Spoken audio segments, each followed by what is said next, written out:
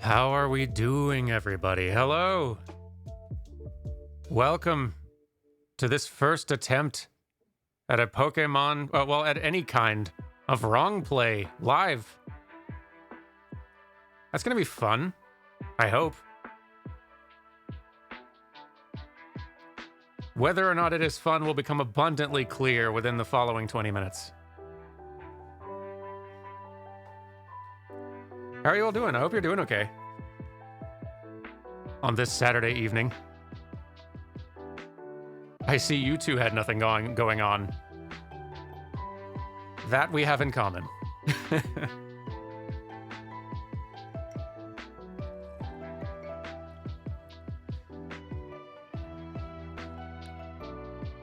Lots of cleaning. Yeah. Very responsible of you. Ooh, we just finished tabletop.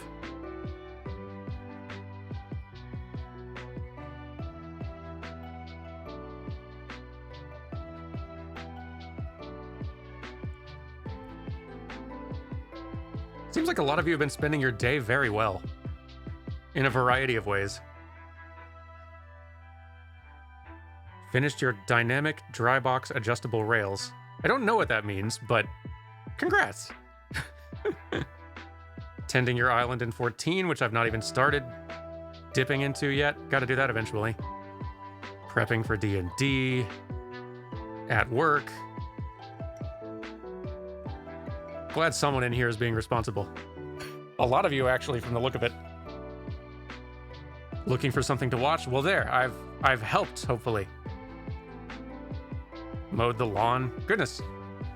What a bunch of responsible people.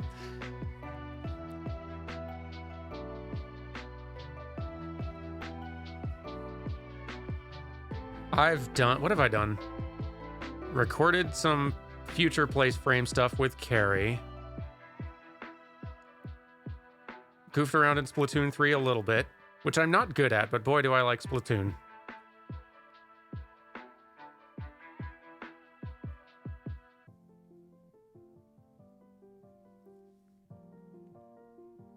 And I've kind of just been sort of thinking about this for a lot of the day.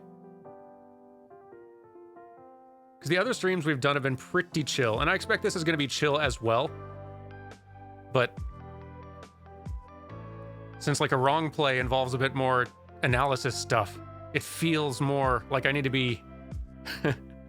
This feels more like something that I could do a good or bad job at. But I'm excited. I'm looking forward to being able to do a wrong play type thing with other people actually present to suggest things or point stuff out or ask questions. I feel like this could work very well. We're going to find out. Someone was asking way earlier on what a wrong play is. Basically, and I'll explain more of this later on as we get started too, just as people are filtering in, but a wrong play is a thing that I've started doing a little bit over on our YouTube channel, Playframe. I work in games for a living. I'm an animator, and I've been working in games for a good while. And something that it kind of just becomes impossible not to do when you've worked in games long enough is, like, it's hard to turn the analysis brain off when you're playing games. It's hard to not see the work being done by others once you yourself are kind of embedded in that craft, right? And sometimes it may lead you to playing the game really weirdly just because you're trying to kind of reverse engineer, understand how the developers of that game made something under the hood. Like just trying to understand how the systems work. Sometimes in order to understand that quicker, you kind of have to play the game weird. In ways you probably wouldn't normally if you were just casually enjoying the game and kind of just riding the wave that the game provides you, right? So we're going to be doing some of that with Pokémon Legends Arceus today. Which should be something. It won't be entirely weird playing it. Like, we'll have to play it kind of right in order to progress to see more things. But in between, I'll be stopping and just looking at weird stuff randomly a bunch and trying to understand it. So that's kind of the idea.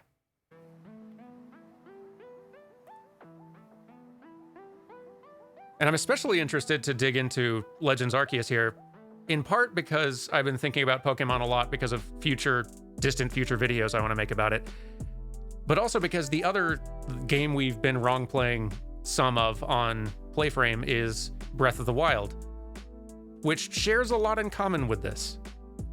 Well, more in common with this Pokemon game than any other one anyway. And they're both open world, and that like creates some interesting possibilities for comparison, right? What starter are we picking? I'm kind of leaning Rowlet. I like me a good Rowlet. I've also not really gotten to play much of this game so far. And what I have played, I like a lot. I really hope future Pokemon games pull more from this, because this is great. Important question also. Boy or girl for our little Pokemon trainer? Good question. I'm game for either. I put up a poll if I was affiliate, but I can't.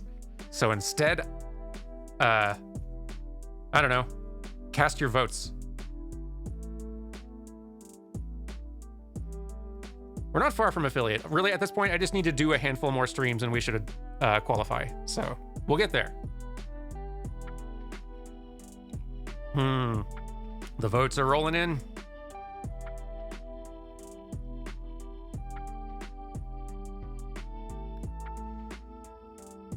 I'm seeing a lot of support for playing a girl. And I'm for it. All right, I think it's decided. We got us a femme Pokemon trainer. It's very exciting.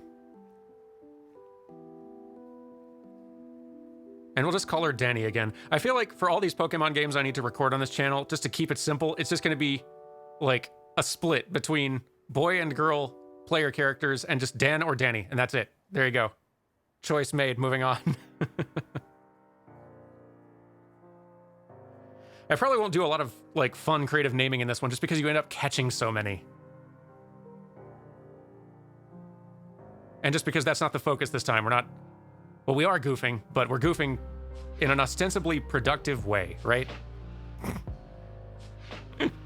All right, we've been going a little bit. We can start kind of easing into the game here. Let me set up, because I also am trying to like record this kind of simultaneously so we can try to like do an edited down abridged version to release on Playframe later. We'll see how that goes. This is all on my end, technically experimental. For you, most of it won't matter, but just give me a second to get it all set up here, and then we'll get started.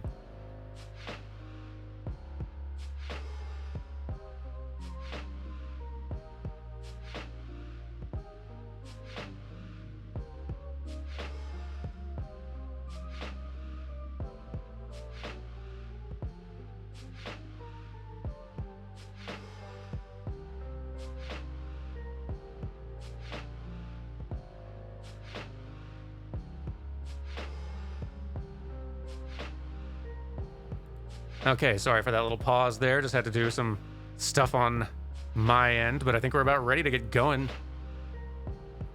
Let's make that music chill out even more than it is, if that's possible. And launch into this thing. I really should figure out a way to make the music fade out all naturally. Instead of whatever that was. Let's play Pokémon Legends Arceus wrong and learn about it. It's exciting, and let's do it in English because that's going to make that a lot easier.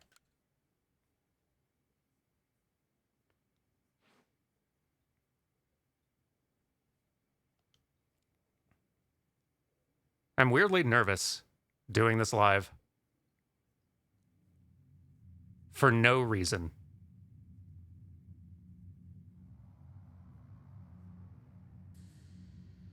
Welcome to my realm, located beyond both time and space. It is well that thou art here. I am that which humans call Arceus. Now I wish to know thine appearance. All right. Well, it's been decided earlier in this stream that we're going with Fem Trainer, and I say this one. What is thy name? I say Danny. There we go. Perfect. All is correct, and as it should be. Confirmed. Danny. Soon thou shalt find thyself in a world strange to thee. A world inhabited by wondrous creatures that humans call Pokémon. Danny. Seek out all Pokémon, and thou shalt find me once more. Thanks, God. Hear, feel, catch.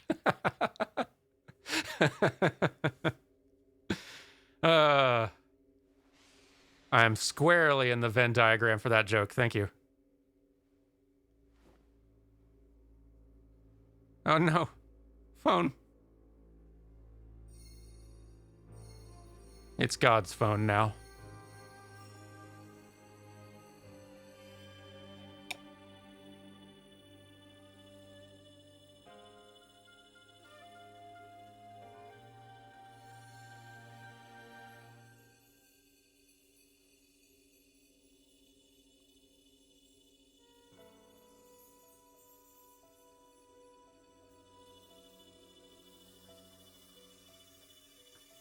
This is what everyone in Pokemon World sees when they die, by the way.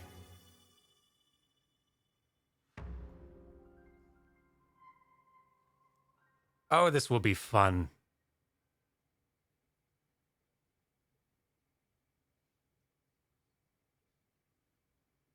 Title screen included, yes. Wake up! Oh, do wake up, won't you?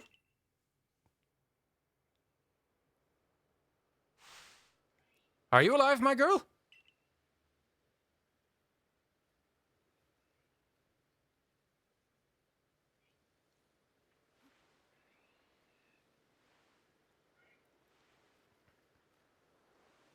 Well, here we are.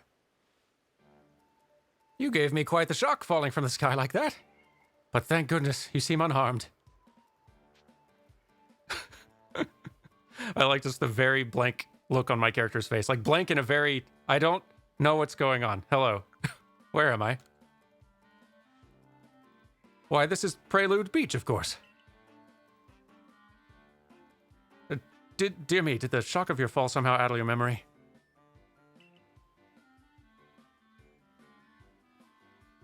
I must say your clothing is unusual. You wouldn't happen to have an acquaintance in these parts, would you? I don't know. I see. You seem to be in a bit of a pickle. Might I offer some directions? Do you have somewhere around here you could stay? I don't know. Maybe? Probably not.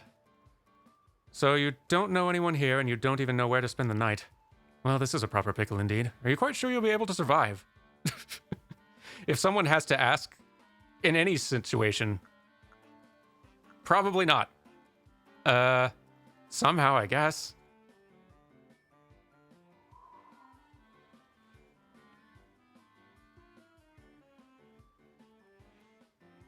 I see. Well, no gentleman would abandon a person in such need. And the owl agrees. Also that one. And Plish Plash here makes 3. Oh, I'd completely forgotten. I just caught up these 3 runaway Pokemon when you tumbled out of the sky. It's almost as if they knew you'd appear here. Ah, but do you even know what a Pokemon is? I mean, yes, sir. I think, if I'm not mistaken, it might literally say Pokemon on my shirt.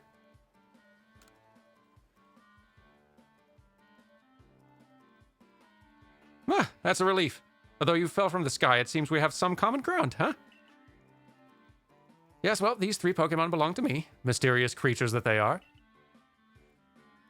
Oh, yes, and what might your name be?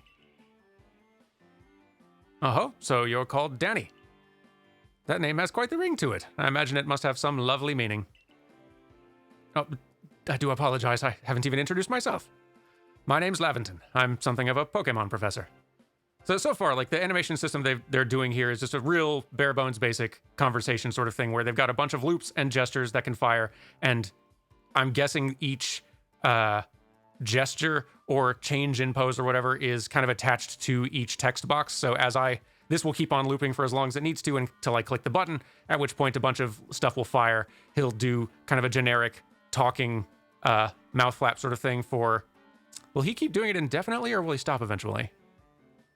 Some games have it where it'll sort of like lip flap for a varying amount of time depending on how long the line is that he's saying, and then they'll eventually stop. It looks like he'll just keep on doing it. Either one's fine, honestly, but... Yes, Pokemon such as they got tired of waiting. Oh, blast and bother, my darling Pokemon. Why must you run from me again? I'm terribly sorry. Do you think you could help me round them up? I beg you. Wait, 2, 3, wait! You're putting a lot on the kid from the sky who doesn't have a house or family or friends. Not too bad for, like, basic animation, though. Kind of by Pokemon standards. It's very basic. Is there, like, a lean into turn or anything? I don't think so. This is running on a Switch, though. They got to keep things nice and lean. The game is struggling enough as it is, honestly. In so many other graphical ways. There's a dash. Okay, let's go.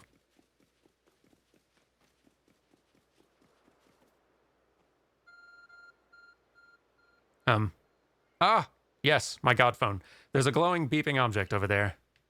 And it's mine now.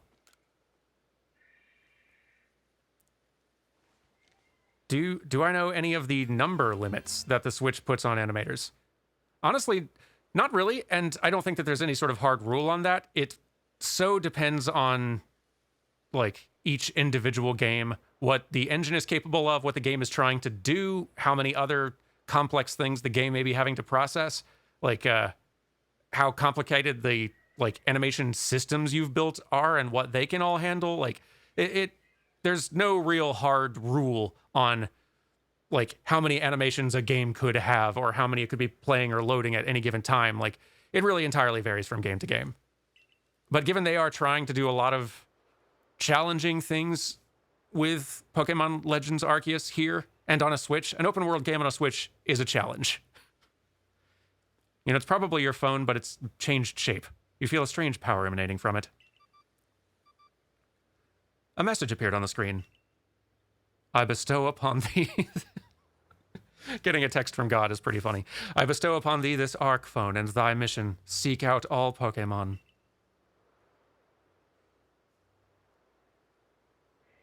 Well, not even the weirdest thing that's happened to me today.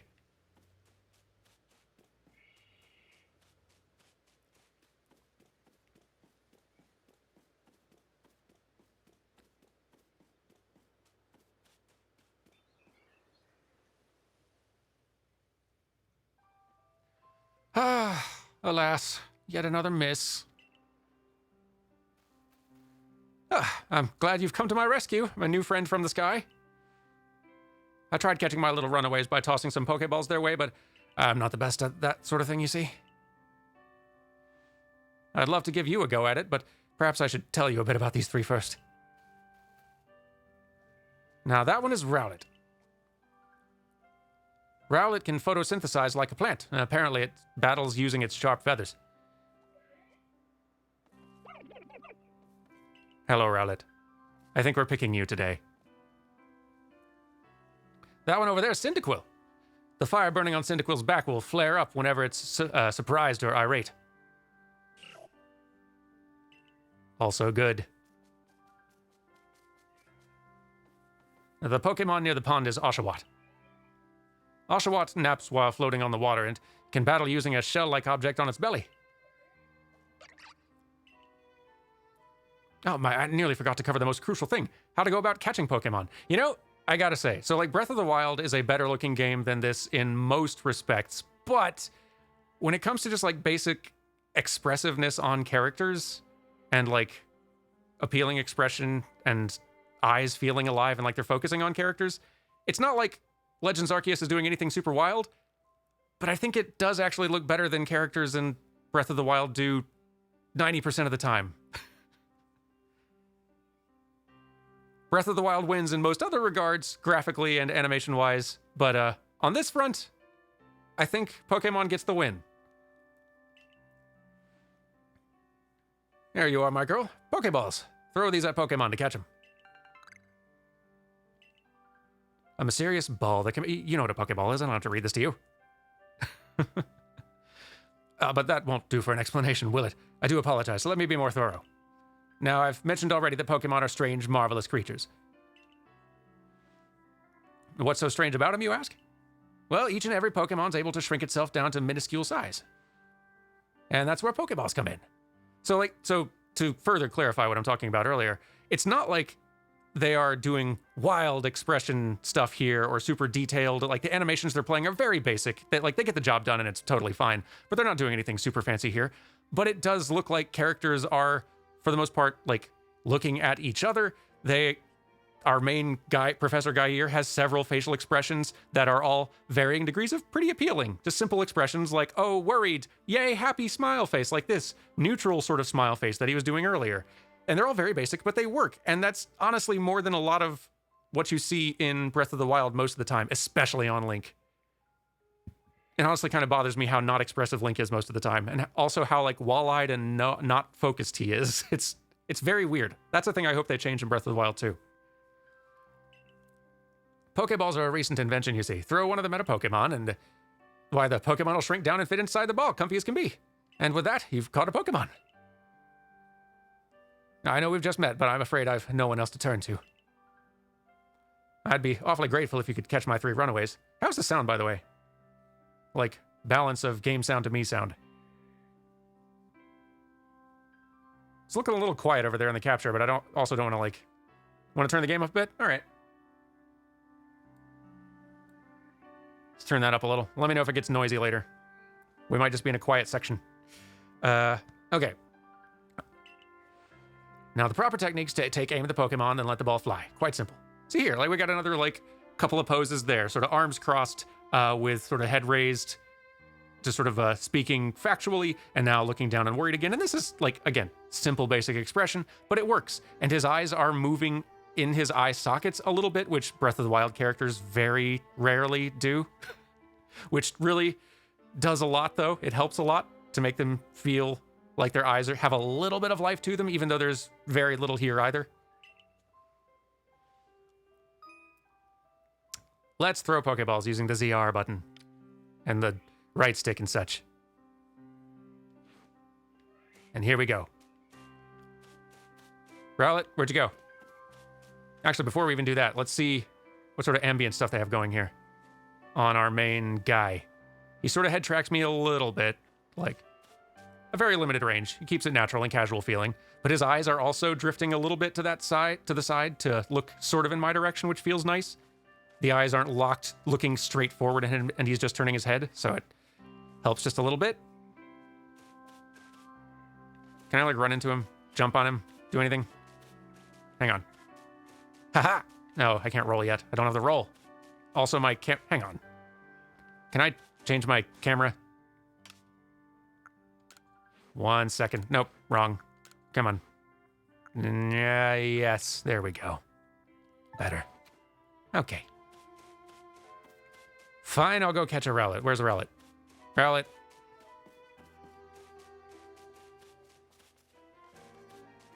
Rowlet. Guess what? You're gonna be in a ball. That's right. Hold still. Catch. There is a real simple joy in actually getting to just being these little creatures in the face with a ball. All the other games have been missing out on that. Oh, wonderful, you've got a Pokemon.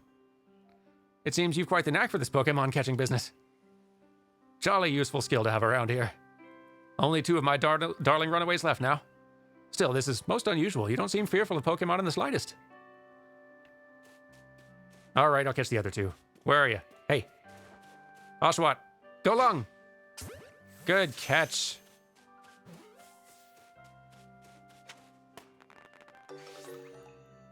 Ooh, try throwing a brawl at the professor. Great idea. Good idea, chat. See? This is why you're here. I can hardly believe it, Danny. Incredible. You know, many people fear to even approach Pokemon. Never mind catch them. Bravo, indeed. Just one more. Let's wrap up this up sharpish, shall we?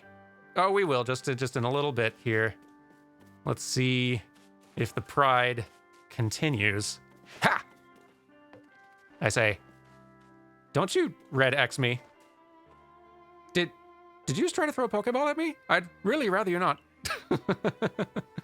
That's cute. Okay, so like, and this brings up an interesting kind of conversation a little bit, especially in an open world game where you've got a lot of freedom in your different tools of interaction and things you can do and ways you can interact with the world. The game does need to try to account for most of what the player can do to kind of like acknowledge it. And there's several different ways they could have gone about that here. If they'd not acknowledged it at all, then I could have, let's just say I was aiming it at his head right now. If I just threw it and it passed right through him, that would effectively be kind of like signs that they just not either hadn't considered the fact that you could throw the ball at him or just decided, you know what, it's not even worth dealing with that. Let's just pretend it's not a thing. There's no collision on him with the ball. The game doesn't even recognize it. And then the player would like shrug and move on. So that's like one option. Option two, you can throw it and you can 100% beat him in the face. See, that's kind of like what happens if you do it from far enough away. It doesn't recognize that he's the target and nothing happened, which is also fine. I'm wasting a lot of Pokeballs, but he says he'll give me more. So in a way, this is his fault. He's empowering me to do this. But if I get close enough, they could have it to where if I hit him, he would like play a little animation and react and like, ow, hey, don't do that. But instead, they've done, it's sort of, I think, in a way to preserve the sort of aesthetic feel of the world and what feels tonally appropriate. They've made it to where you can't throw a ball at him, but he does acknowledge that, like, hey, don't do that. Which is, I think, like a fun way to go about it. It is acknowledging the player's choice and giving feedback. Maybe not in the most funny way, but fine. All right, fine. Where's the last one? You. Don't exclamation mark at me. Get in the ball. Hey. Yes, I'm afraid that can happen. Pokeballs are hardly 100% foolproof. Give it another go, old girl. Thank you for the good suggestion, chat. Keep those coming. Those what happens when questions are just what this series is made of.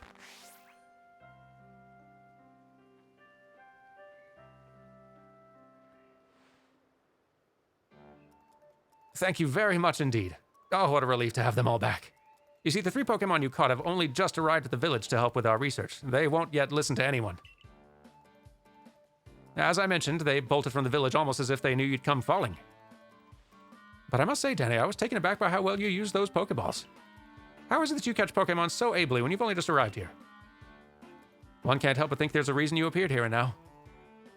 I forgot how slow this game starts. I'm on a mission from God, sir. Seek out all Pokemon. That object is an arc phone, you say? What an odd device. Could it be guiding you somehow?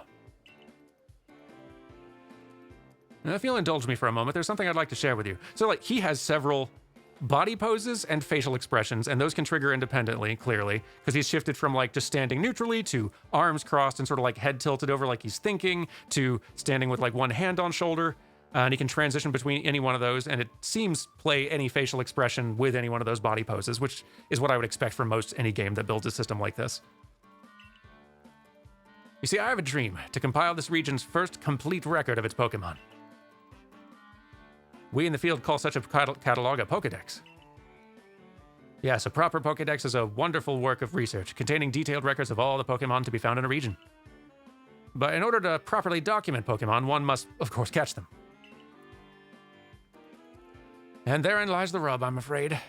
See, like, he doesn't have, like, tons of expression, and he doesn't, like, he basically just moves to a facial expression and holds there, plays the full body loop, blinks every now and then, which helps, keeps playing the mouth flaps, which maybe it would be a little better if after, like, 3 seconds or so, the mouth flaps stopped, but it wouldn't look any more natural, really, to have him just standing there holding in that pose and not saying or doing anything.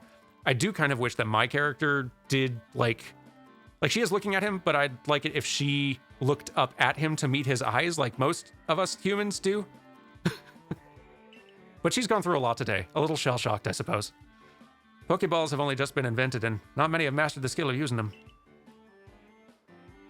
Enter you, a person with a clear talent for catching Pokemon. Like, he's got all the expressions he needs for the things he's meaning to express to us, which is really, like, that's the important thing. And our character, even though we look very neutral and blank-faced most of the time, we do at least look focused, and this is an, like, fairly appealing facial expression, just graphically, on our face here. And we're blinking, which helps. Your goal is to seek out every Pokemon, and mine is to have all those Pokemon caught. A situation ripe for teamwork, don't you agree? Now come now, what do you say? Shall we help one another shall we help out? Take 3. Shall we help one another out, my girl? There, nailed it. You've convinced me. Let's go. Then whoever and from wherever you may be, I welcome you with open arms. We've a Pokédex to complete. First things first, let's get these Pokemon back to the village. Good question, Pharmacist. Is the lighting there set or changes? I know there's dynamic time of day in this game. I think we're probably going to hold in daytime lighting here until we get further in, is my guess. Let's see.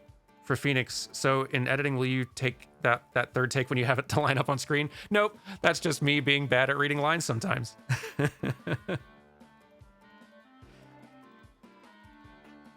So yeah, okay, so DJ Alternative says time of day is locked until a certain point. Yes. All right, cool. Then we'll sort out your lodgings and find you some proper clothes and a meal and all that. Follow me then. Onward to Jubilife Village. Oof. Need a sip of coffee here.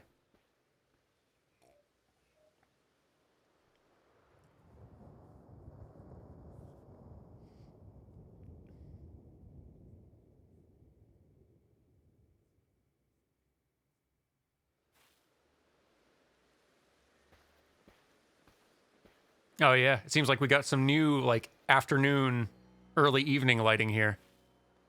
Which is nice. I like that. Like, kind of midday lighting for that first scene there, but then make it feel like time is passing as you get further into this tutorial here, and introduce the, like, hub town in some really ideal light. Thank you for your tireless work keeping us safe, my good guardsman. This young lady was of great assistance to me and my Pokemon, so I hope you'll forgive my bringing her into the village for a bit.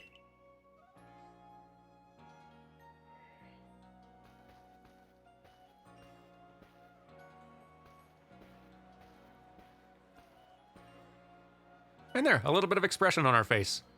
Looking nervous and unsure. Because we seem to have time traveled, if our clothing is any indication. Is my recording only getting the game capture? Because if not, that someone is now following may be a little distracting. Oh, no, I am recording my voice and video separately here while streaming, and it's my first time trying that, so we're going to see if that works. Worst case, yeah, the, like, edited down version of this on Playframe will also have, like, alerts and stuff like that, but we'll see how it goes. This is all an experiment. By the way, this is pro tip. Because there's a fair number of you in chat, and I'm also focusing on the game here, if any of you are wanting to, like, grab my attention with a question, especially, like, a question or a suggestion, at me in the chat, so that'll make it slightly easier for me to see. Because I notice those are the ones that I'm seeing most often. This way, if you please. Jubilife Village. It's come a long way thanks to the fine people of the Galaxy Expedition Team. This road we're on now is known to the locals as Kanala Avenue. Kind of a nice little set piece here that they've set up. What happens if I just don't follow him? Does he... Oh, he waits up. All right. You gotta have something. You gotta have the game react somehow if the player's gonna be in control. Do stick close. We can't have you getting lost. Oh, but I was gonna get lost. And go bother this other kid. Hey, do you keep eye tracking me, or do you just have like a... Oh, you do? Okay. So yeah, there's kind of like a built-in system for characters to head and eye track you if you're nearby. I was wondering, since they kind of expect you to go walking down this lane, if that kid was just going to keep looking in this direction, if that was just sort of like scripted and baked in. But nope, Everyone's still head tracking me. I'm interesting. Oh, that's a lot of ads now. Can I run out of town? No, they won't let me. Yeah, and under a lot of circumstances, for a lot of streams, adding me all the time, probably not the best thing to do, but especially if you have like a question about the animation we're looking at or a suggestion, go for it. And if it gets out of hand, I'll let y'all know and we can stop doing that.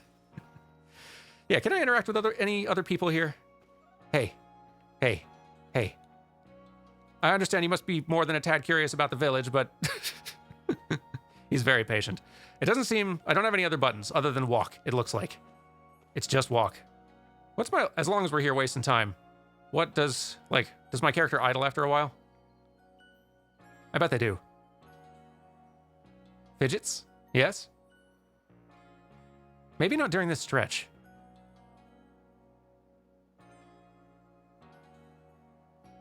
Maybe not. Or maybe it's like Breath of the Wild and it's going to take a full, minute and 7 seconds? For anything? She's blinking. I'll give her that. And just her eyes being larger than Link's does make them more visible, which helps a little bit too. Oh, is she doing some hand fidgets, or is that just like her cycling hand sort of loop there? I think that's just part of her full body loop, unless she's doing something else. Yeah, I don't think any fidget right now, but let's keep an eye on that. Let's test that later on, once we're outside of this scripted walk here. And good point. Next time I'm waiting for an idol, I can answer some questions. Oh, botheration, I'd almost forgotten. I need to go and report that we successfully recovered the escaped Pokemon. And might I ask you to wait for me at the canteen? It's just past this bridge here, then to the left. The Wallflower, it's called.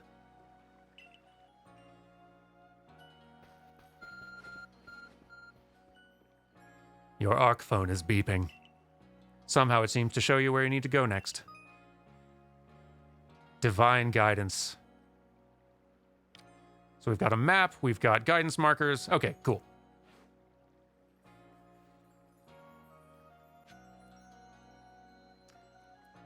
Why did I choose this game to examine?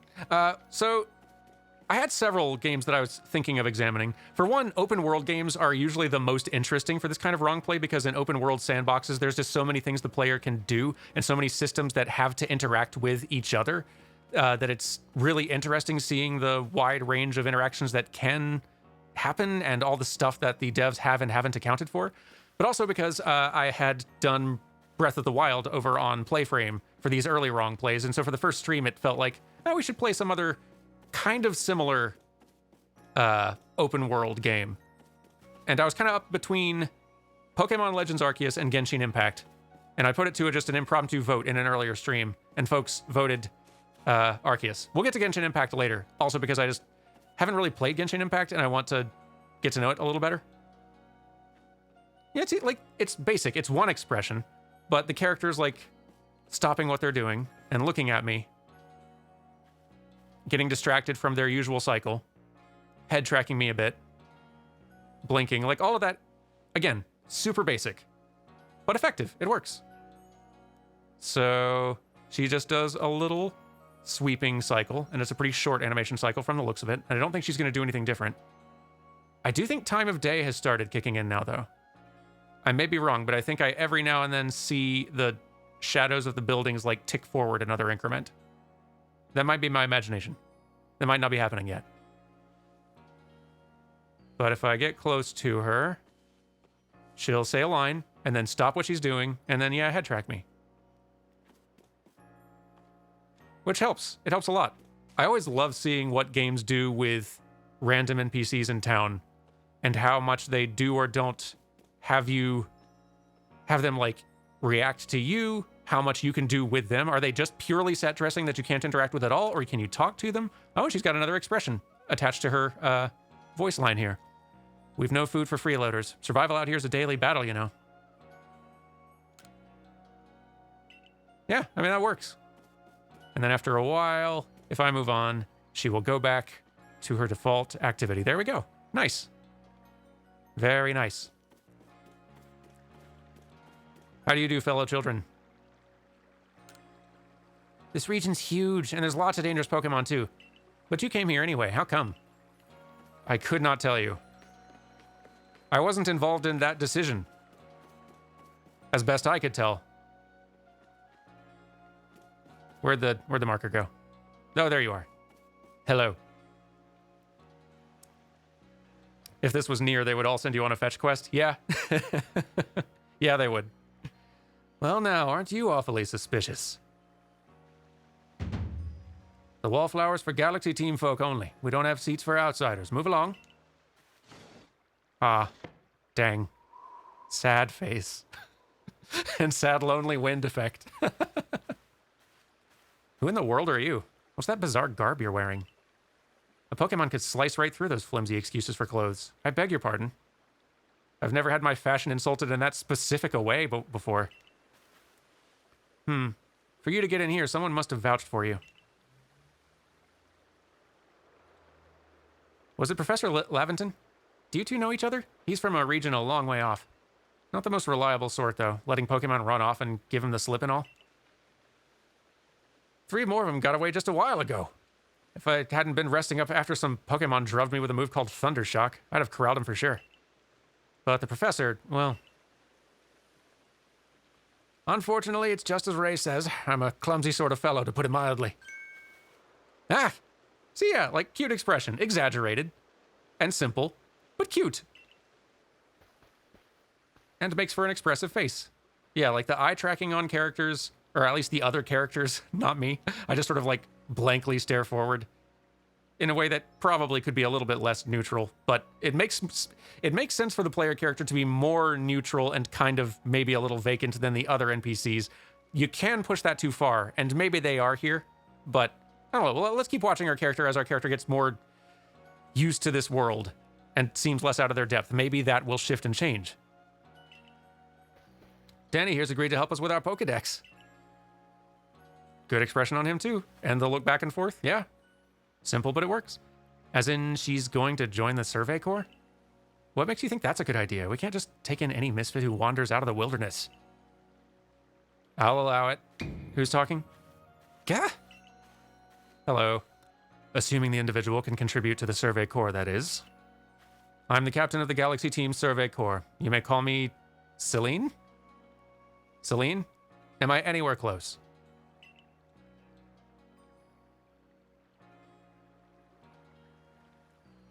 Professor Laventon has told me how you helped secure his Pokemon when they slipped his control. And now it seems he would like us to feed and house you in exchange for your ongoing labor. You look to be 15 or so. Quite old enough to work for your keep? But we can't simply take on a stranger who wanders in among us without any idea of their skills or origins. Tomorrow we shall see if you can prove yourself worthy. Silene. Shylene? I'm hearing a lot of, or reading rather, a lot of very different pronunciations, but a lot of folks are thinking Silene. Silene?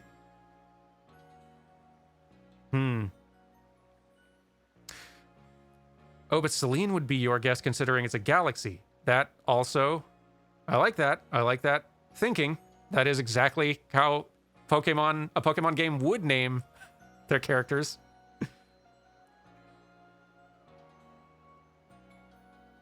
Silene makes sense considering the name is a nod to another character named Cyrus.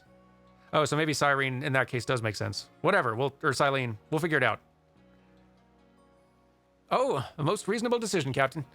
Now, would you care to join us for a meal? I'm sure you got plenty of questions for our visitor. That's quite all right.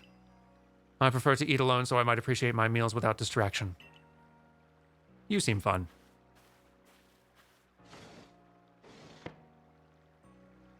Aloof as always, I see. Well, no matter. The rest of us can share a meal and some pleasant conversation then, huh? Benny, old chum. The usual potato mochi, if you please, but make it for 3 today. Do you think it's hard to make the clouds in the skybox match with the shadows on the ground? I don't know. And I don't know if they do, necessarily. I guess it depends on how the system works. And I feel like there's got to be a pretty wide range of systems for how to handle both skybox clouds and shadows of clouds passing along the ground. In some games, I'm willing to bet they do not actually match at all. There's clouds in the sky, there's shadows on the ground, and they have nothing to do with each other. They just work together to sort of complete the illusion. In other games, you would need those cloud shadows to sort of feel right? And yeah, you could just use the same texture for the clouds and the shadow mask, which would probably make a lot of sense, it seems like to me, efficiency-wise, but that's not my area of expertise, so I could be entirely wrong there. Wonderful stuff, Benny. Much obliged. Your potato mochi never fails to please. Where'd you find the stranger in the first place, Professor? Ah, well, you know the great hole in the sky? The one people call the space-time rift? Our new friend fell right out of it. Was that a joke?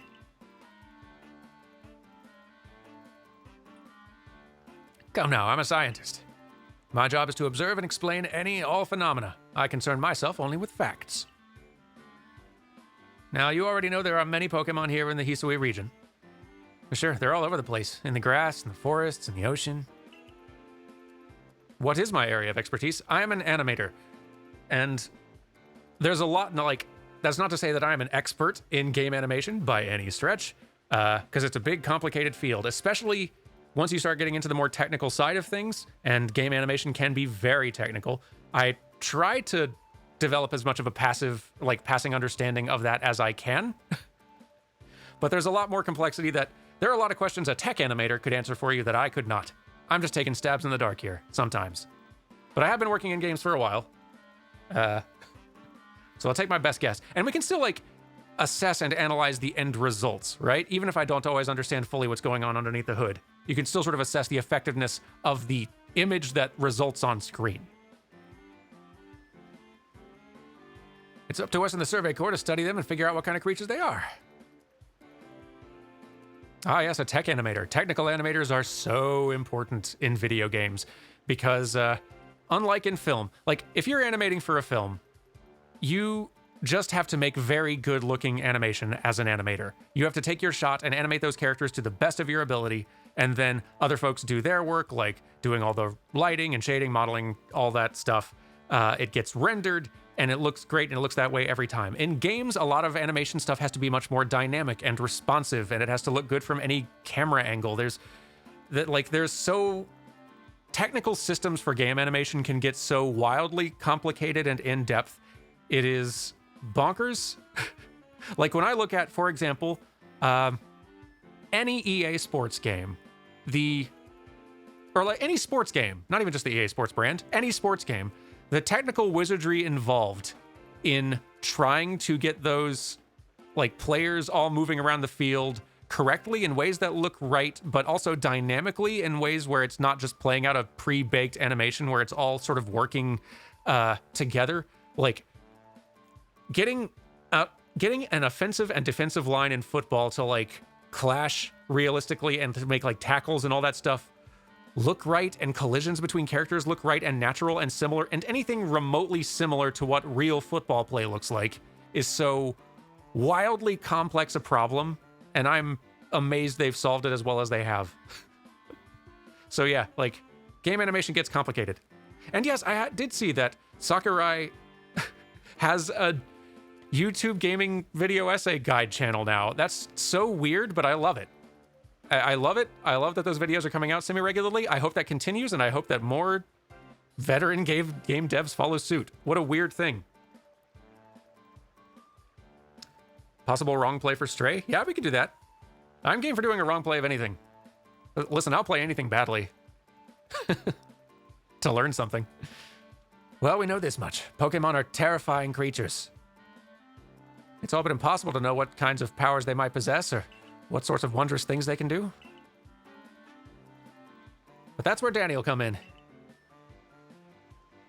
She successfully caught 3 Pokemon. 3 of them in quick order, you understand.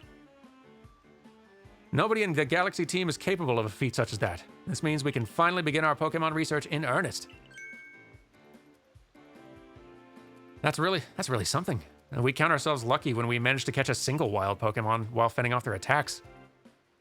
Oh, well, to be fair, perfectly fair, the Pokemon that fled to the beach weren't on the attack. But the key to catching Pokemon is getting close enough to aim your Pokeball well, and it seems our new friend's fearless enough to do just that. It's a very dialogue-heavy start to a Pokemon game. Does the Survey Corps really have the leeway to be enjoying a leisurely meal with this outsider? Your captain just ordered 10 whole portions of potato mochi, you know. The slow progress on that Pokedex of yours clearly has her on edge. I'm sure we'll start to rein in the good captain's stress eating soon enough. Now have your fill, Danny, and think, if you make it into the Galaxy team, you'll never have to worry about a meal again. The team provides for all its members' needs, even if said members fell out of the sky.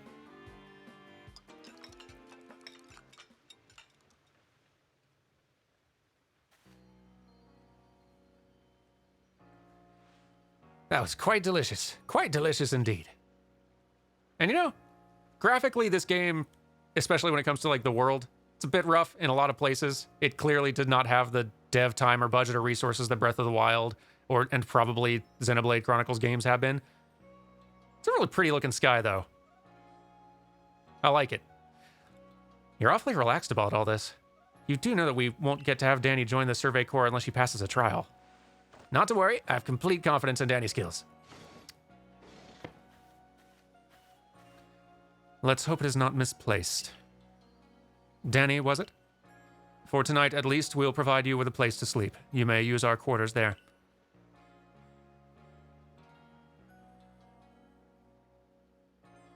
But if you fail to pass the trial we put to you tomorrow, you must move on. You'll be expelled from the village to meet your fate, and perhaps your death, in the wilds.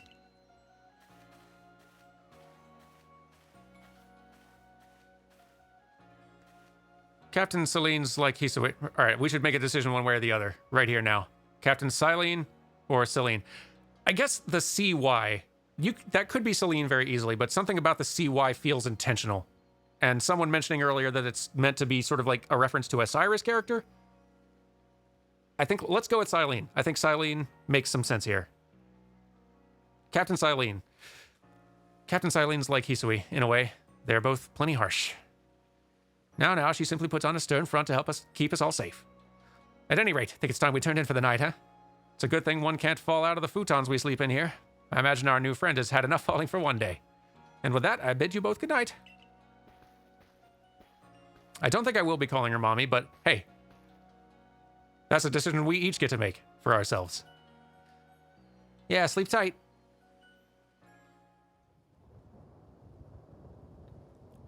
Still, people falling from the sky? That's some kind of story.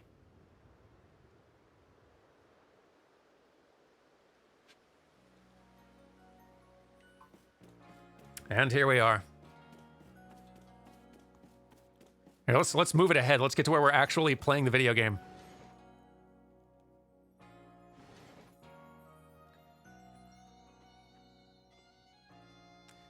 DJ Alternative, you are 100% correct. There is 100% good reason why these games come out as often as they do, have the budgets they do, all of that. And it is also totally okay that that is disappointing for lots of folks who want more from them. I kind of want more from them myself, but I understand. And I still think that like a lot of these Pokemon games are still quite good. Varying degrees of good. Especially considering the deadlines they are, like, having to hit.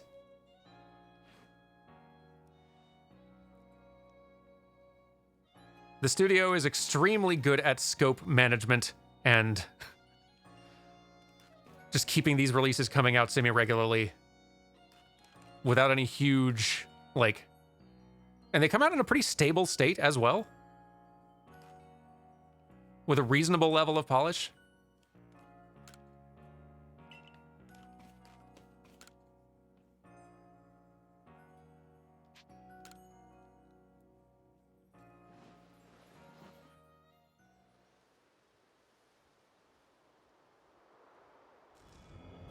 Oh, now I'm catching up on chat. Why can't what happened in 14?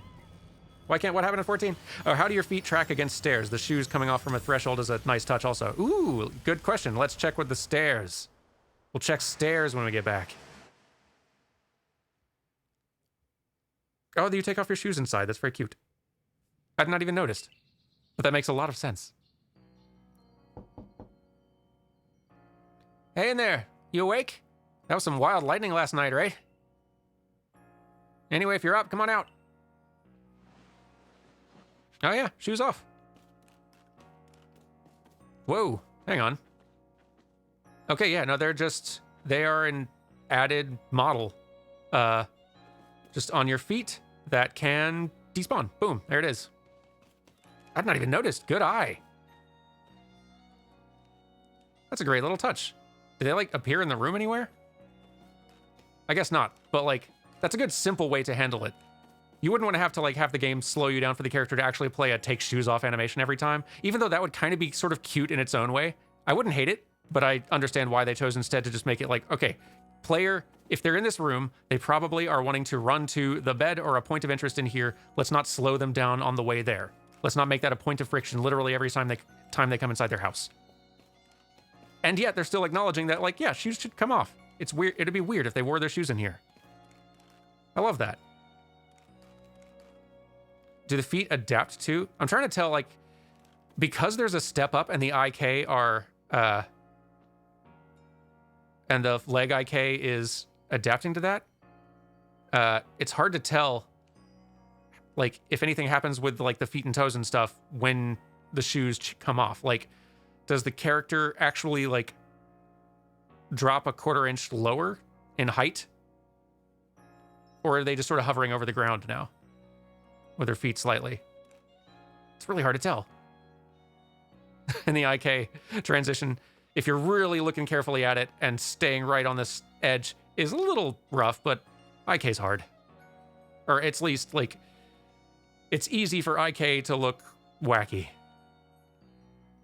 Especially if you've not got a super robust system going on.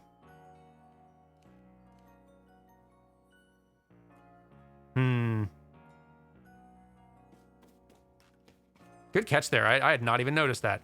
Good eye.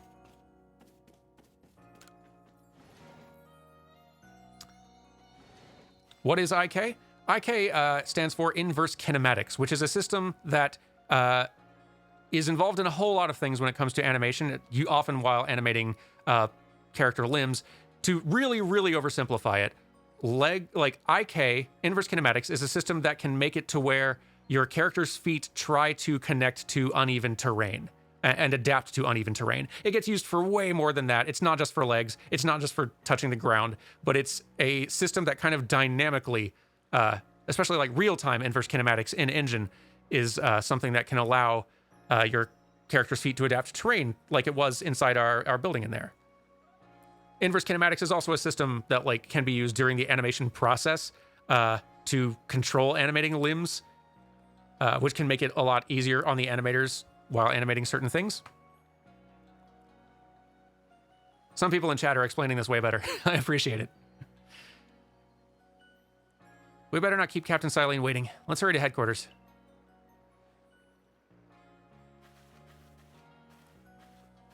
Yes, in Breath of the Wild, Link does have some IK on his limbs to help his hands and legs kind of stick to whatever wall surface he's climbing on.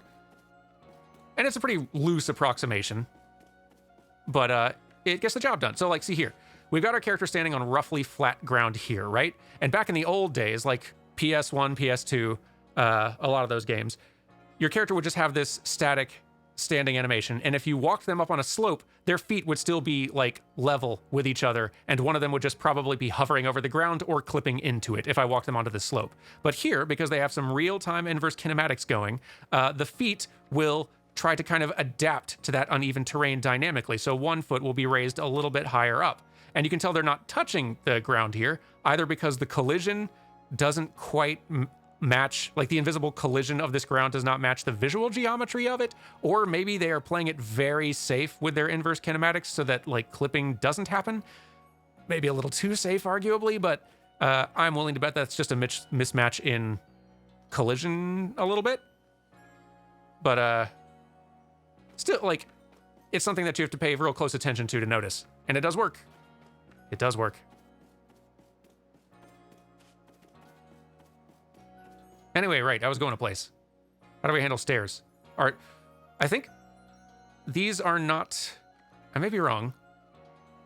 but I wonder if these are like actually, if the collision of these is actually stairs or if it is just a ramp. Given our feet are not like angling, well, I don't know. It might just be a ramp on the way up. Especially given the way our like heels and toes are doing this.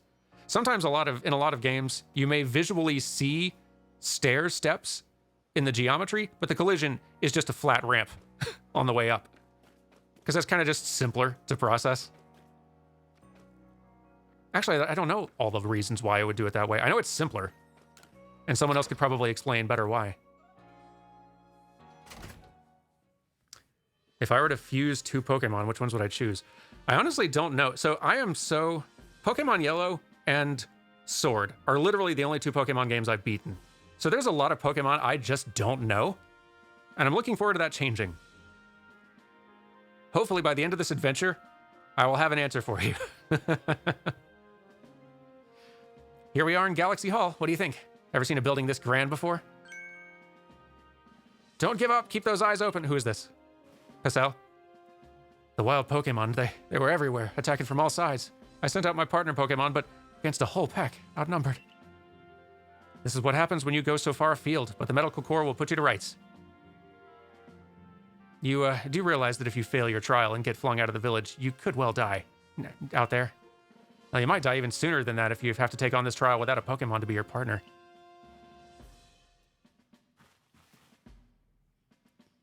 Captain Silene, ma'am, I brought Danny.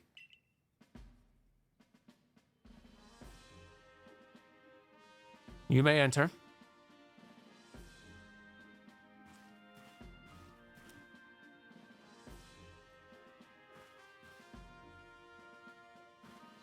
Regarding stair versus slope collision, another factor is that can be difficult to make it work properly as stairs where it's simpler as a slope. Yeah, like getting stairs to look right, the feet to look right on stairs, and like finessing that to where it would look anywhere remotely correct could be just a lot more complicated than just having it be a slope that's just kind of fudged and doesn't look entirely right, but good enough. You could spend a week, I imagine, trying to make one of those things work, and like a few hours trying to get the other one roughed in. Or less. Let us get straight to it. If you wish to join the Galaxy Expedition team, prove yourself capable by going out into the Obsidian Fieldlands and catching 3 different species of Pokemon. Bidoof, Starly, and Shinx. 3 species right away? But none of us have ever managed that. Did this stranger not catch 3 different Pokemon only yesterday? My trial should be simple enough for her. If the professor wasn't exaggerating things, that is. The Galaxy team does not have the means to provide for those who only take without giving. If you wish to stay, you must prove beyond any doubt that you will be an asset to our cause.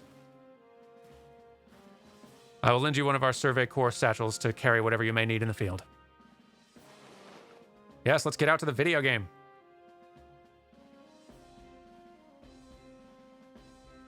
That, whatever it is you're wearing, does not suit our satchels in the least. Ray, I'll expect you to step in if anything goes awry.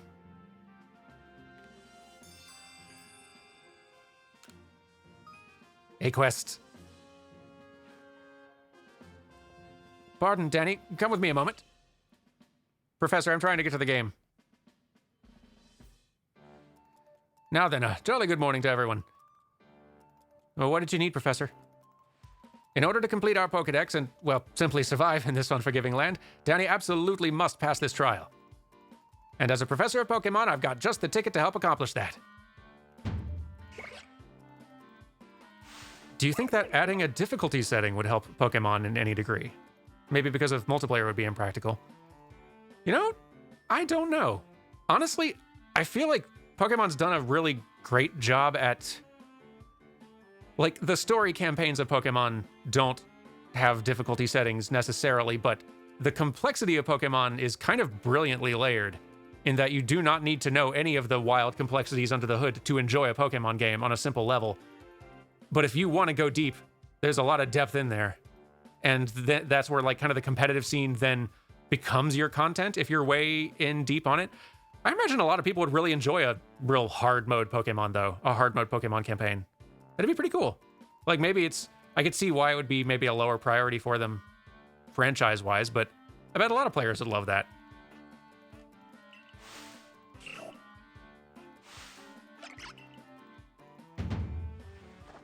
Go on, Danny. Pick the Pokemon that strikes your fancy. With a partner of your own, you'll be able to fight off wild Pokemon outside the village. These little darlings are very dear to me, but it's plain to see they're rather curious about you. Well, my girl, which Pokemon would you like to keep as your very own? Oh, you know it's going to be Rowlet. I mean, they're all good choices, but Rowlet, you're coming with me. Because of your bow tie. Do you want Rowlet as your first partner? Yes, please. How about this? If you ever lose all Pokemon in battle, you have to analyze the animation of the Super Mario Brothers movie. Is there animation in that movie? We're talking the live action one, right? And with that, one of the Pokemon you caught at Prelude Beach for me will now be yours to keep. Good show. I've tucked Rowlet back inside its Pokeball for you, so take it. It's yours.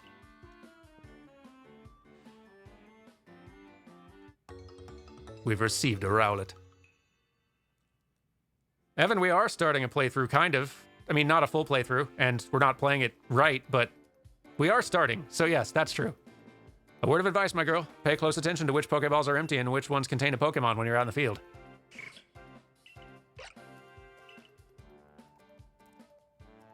Look at those three. No, look at these two cheer on their pal Rowlet. Ooh, now here's an interesting thought here.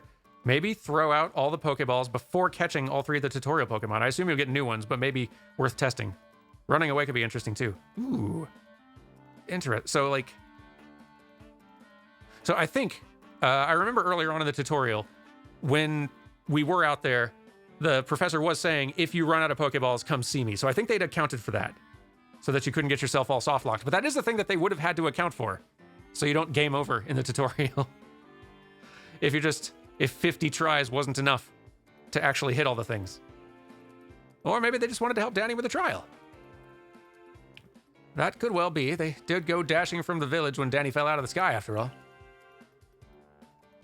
Well, not to worry, you two. I'll have you assist me with my research for now. By the by, what species has Captain Silene charged you with catching? Well, that's smashing. All three of those species can be found in the Obsidian Fieldlands. Let me give you some Pokeballs to use during your trial, then. Thank you. These Pokeballs may be handcrafted, but they work as a treat, as you've already seen. You'll have this trial cleared in no time. Let's be off. I'll show you the way to the Obsidian Fieldlands. Meet me at the gate to your left as you leave headquarters. All right. And we're off. Let's just, keep scooting through story here. More things.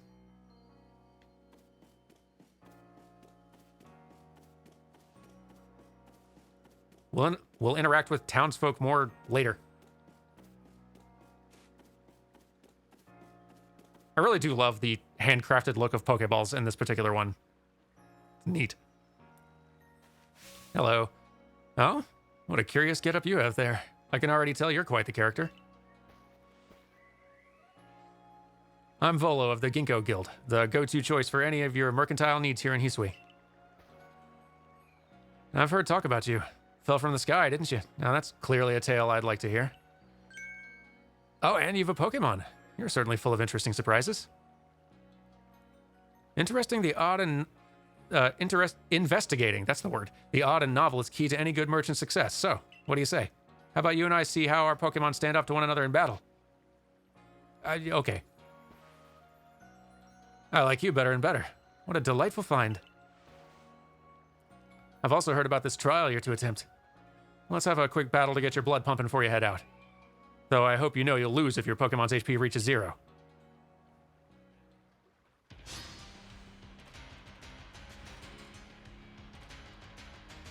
A good fine animation for starting. Togepi, look at you. You're very small. Get it, Rowlet. And now here we are with the just extra special interesting thing about this one. Battles happening just kind of freely out in the open world space. And being able to just navigate around. Which is really novel. The animation systems at play here are all so similar.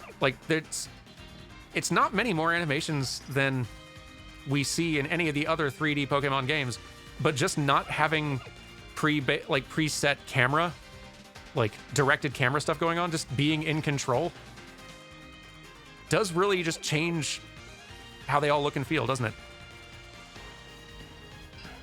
Hey there. What if I just got in your way? Am I annoying you, Rowlet? Please, I have a battle to do. Excuse me. I have a battle to do. Please. You're interfering with the battle. I'm getting mixed messages from you as my trainer. Togepi, how do you... Ow. Togepi, am I in your way? Am I interfering with the battle? They're like trying to get around me so they can have their fight. They're very patient with me. All right, Togepi, get him. Like, it doesn't add anything, or, well, no, that's not entirely true. Let's get further in. We'll see what it adds. So, all right, we'll do it basic first. So, all right, Rowlet, fight, get him, Gust. Our trainer does an animation to tell Rowlet to do the move, which is cool. And then we've kind of got our basic idle here. What happens if I stand like right behind Rowlet when Rowlet gets hit and knocked back? Rowlet's gonna try to move so that doesn't happen, but let's see. Gust. Good. I kind of got like... Yeah. Oh yeah, so I kind of get like staggered a little bit when it happens. That's cute. What happens if you try to run away from the battle area? Great question. I see. Yeah, that's fair. Like, this itself is an interesting design predicament, right? Because if you give the player the option to run around, some of them are going to try to do this, especially maybe if they get themselves into a fight they might lose somehow. And you could just, if you try running away, have a character say, hey, you can't do that, and then you have to come back. Or you could have the game itself say, there's a battle, you can't do this. Or you can just have an invisible wall. Which is maybe kind of like the dead simplest basic option. Maybe not the most, maybe a little immersion breaking, but you need something. Because if you can let the player run away from even like scripted story battles, then that introduces a whole lot of other design questions you have to answer. Like, okay, what happens if the player does that? Does your Pokemon come back to you? Do the characters acknowledge it? Can you, like, what else can the player, does it leave the battle there? Does the battle keep happening? Like, it adds a whole lot of complicated questions that, as a designer, you could just say, there's going to be a wall, and they can't. Moving on. Yeah, but yeah, let's get to a wild Pokemon fight, because that might have a different answer, mightn't it? All right, just finish the fight. Thank you.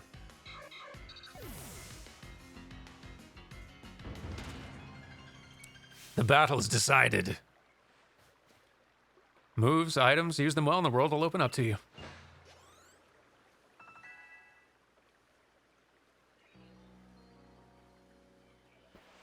It's always good fun to have your Pokemon do battle, don't you think? That is, like, easy for us to say, but yes, sir. And as they gain experience through battle, they'll learn more moves and grow even stronger. Pokemon sometimes learn new moves when they level up, but so few people here have their own Pokemon. If only more knew how to use Pokeballs. At any rate, let me help our two battlers recover from their little exercise.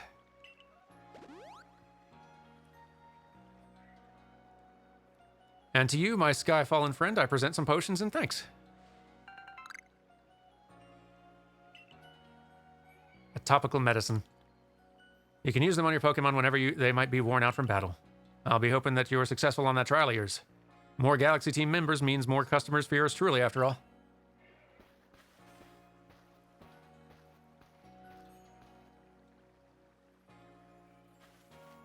If you can battle that well, I got a feeling you may have your trial well in hand, even if it's more to do with catching than battling.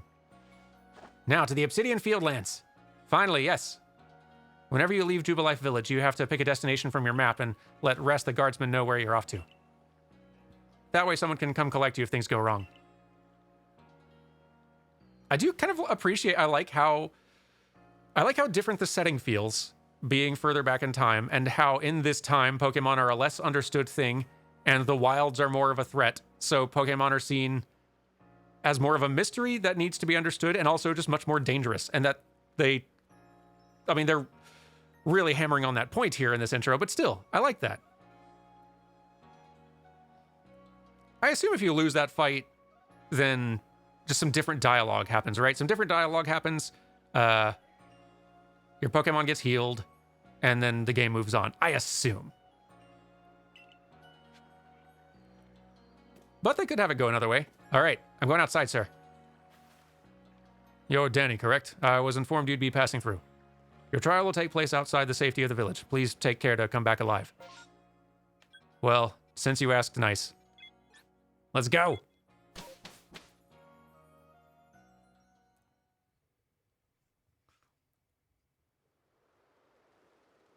Will we see someone come collect you if you lose out there? Now, there's a question. It's a very good wrong play question. This is our base camp. It's where we start and finish our surveys. Now, remember what you got to do. You've been tasked with catching 3 species of Pokemon, Bidoof, Starly, and Shinx. I'm curious to see if the professor's story about you are really true. Stories, I should say. Oh, Professor? Something wrong? Well, you see, Captain Silene got hold of me after you left. She impressed upon me that I bear full responsibility for whatever happens to our sudden guest. She doesn't let up. How exactly are you supposed to help out here, Professor? To be honest, my dear boy, I don't intend to lift a finger. Danny's talents are the real deal. She'll pass with flying colors, you'll see. So in other words, I'm still the one bearing the responsibility here? Not my ideal state of affairs. Well, let's just get started. You'll be more than equal to this, Danny. All right, we're out. But not quite free yet. You know, before we do anything too stupid, let me save, can I? Am I allowed to save? Is saving a thing? Save progress. Here we go. Boom. Beautiful.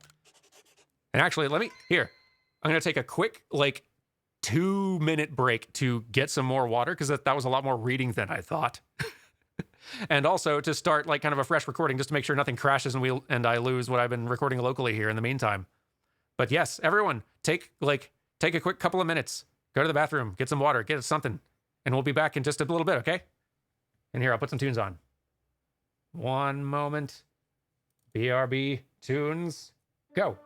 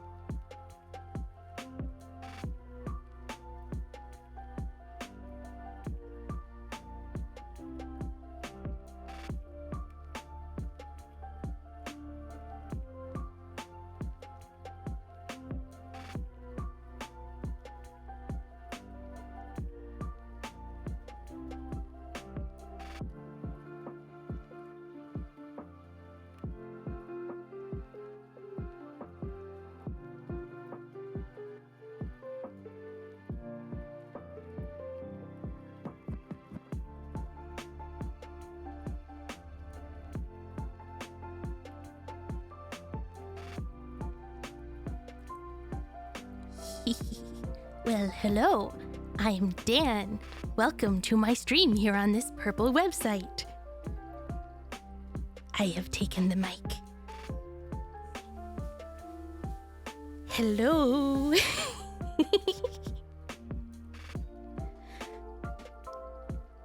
How are you enjoying the wrong plays and the animation talks?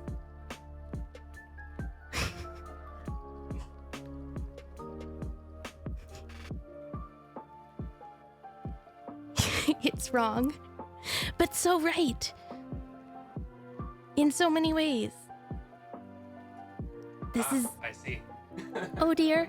Oh dear. I have been caught. Well, bye!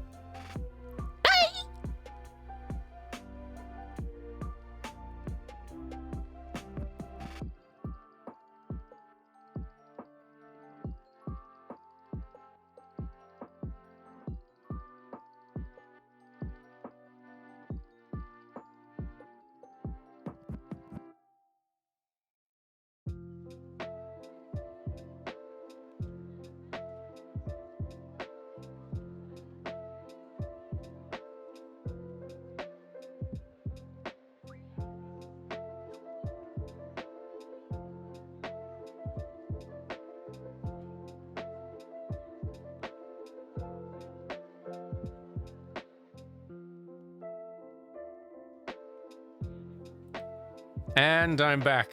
What did I miss?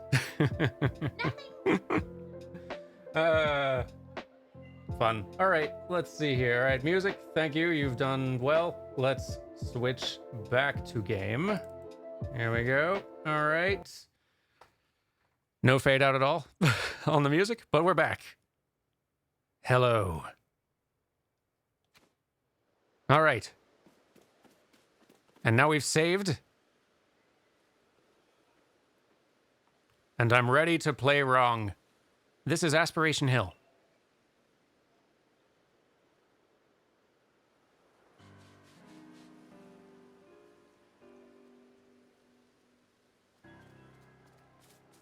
Look, a Bidoof. We're finding that was fast.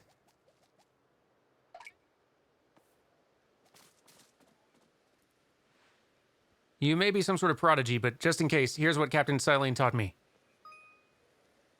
Hold down the ZL button to focus. All right. Bidoof's a mellow Pokemon, which means it doesn't tend to run away when you approach. Aim carefully, let your Pokeball fly, and you ought to be all right.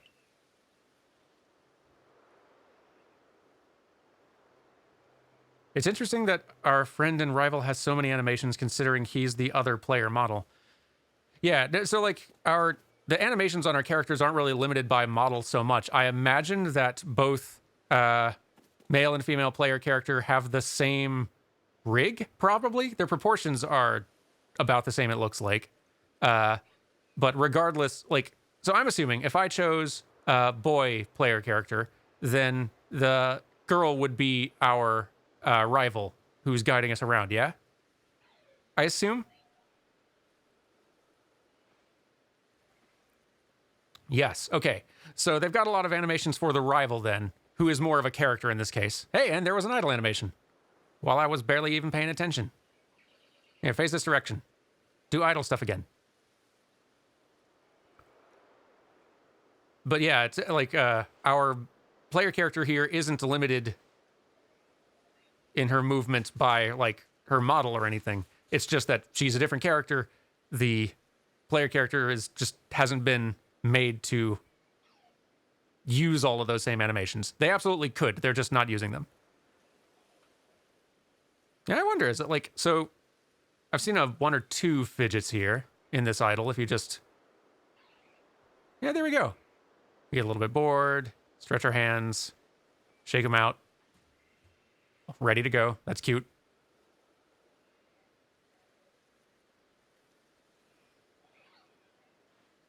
All right, same one again. I wonder if there's just like a few of them that fire off at random every 10 seconds or so.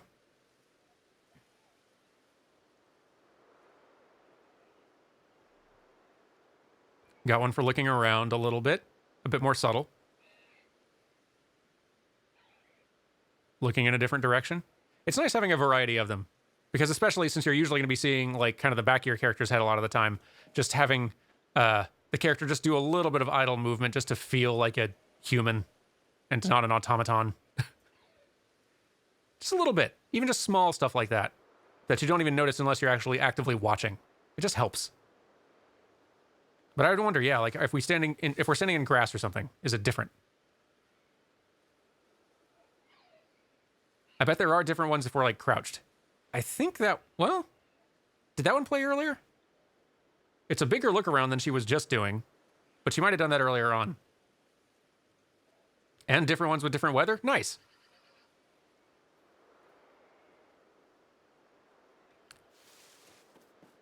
And we can crouch, all right. So, what about while crouching?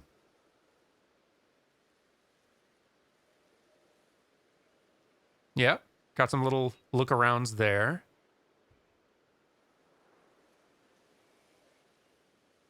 Slightly different one. I like that there is more than just one.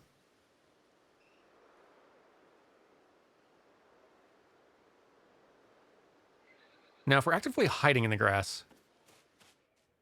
Same fidgets? I assume so. Stealthy.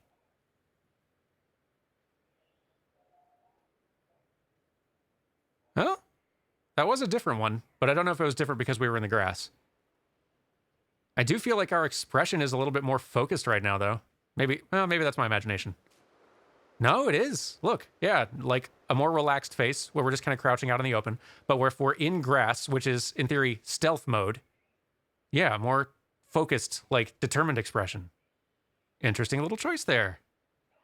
I do wish her eyes moved a bit more when she was turning her head with this. I wish there was eye animation with this. Yeah, her eyes should move during this. Granted, again, usually your character's back is going to be to you, so it's certainly not a high priority thing, but it would be nice. Usually you're just going to see it like that.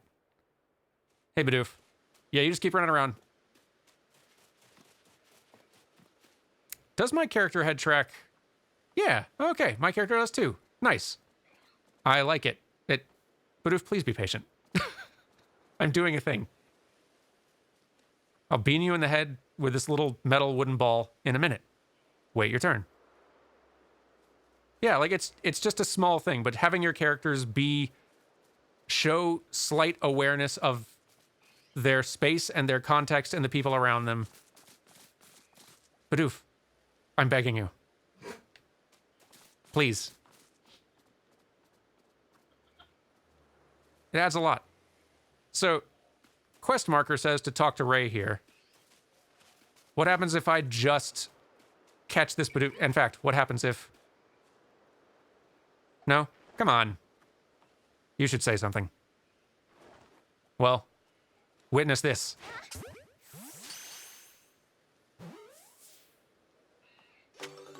What do you think? One Bidoof caught. Now on we march. So we are still kind of in a semi-scripted tutorial here. What happens if I bail? Where are you even going? Good question. Sorry. I tried. Oh. A cutscene. Now, Starly here, it's the type to run at the drop of a hat.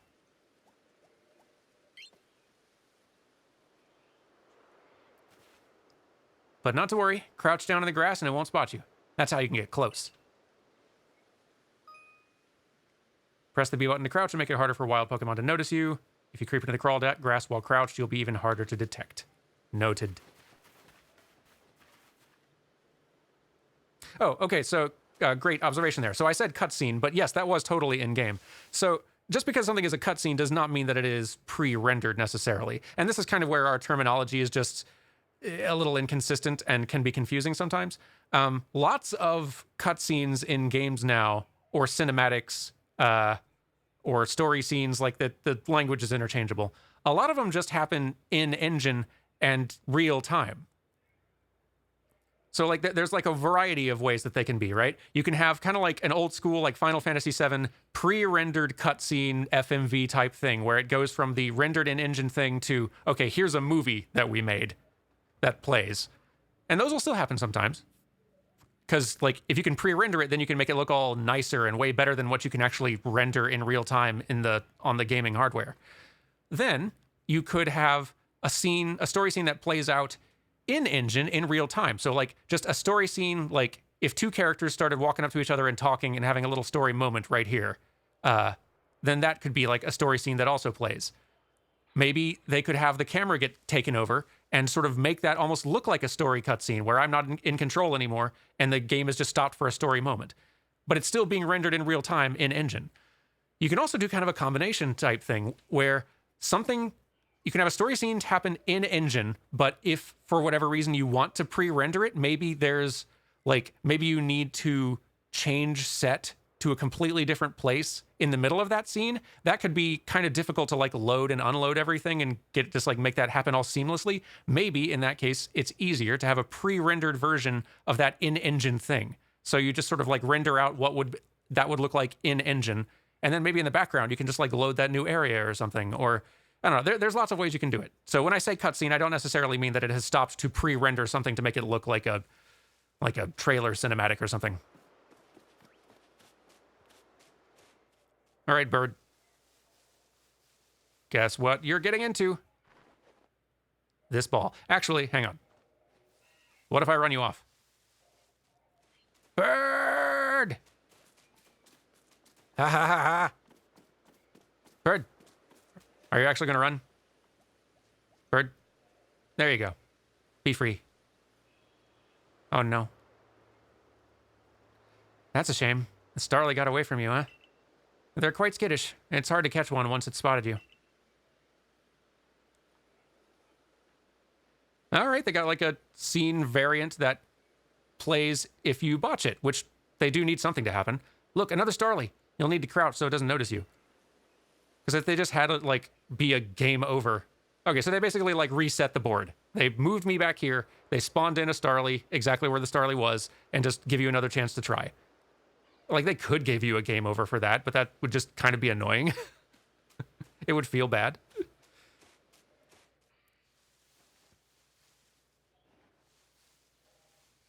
And I'm also guessing that means I can't just run off and try to catch the Shinx first. Hey, wherever you're trying to go, it can wait till you got a Starly. All right. You're the boss. Starly, you didn't see nothing. Get in the ball.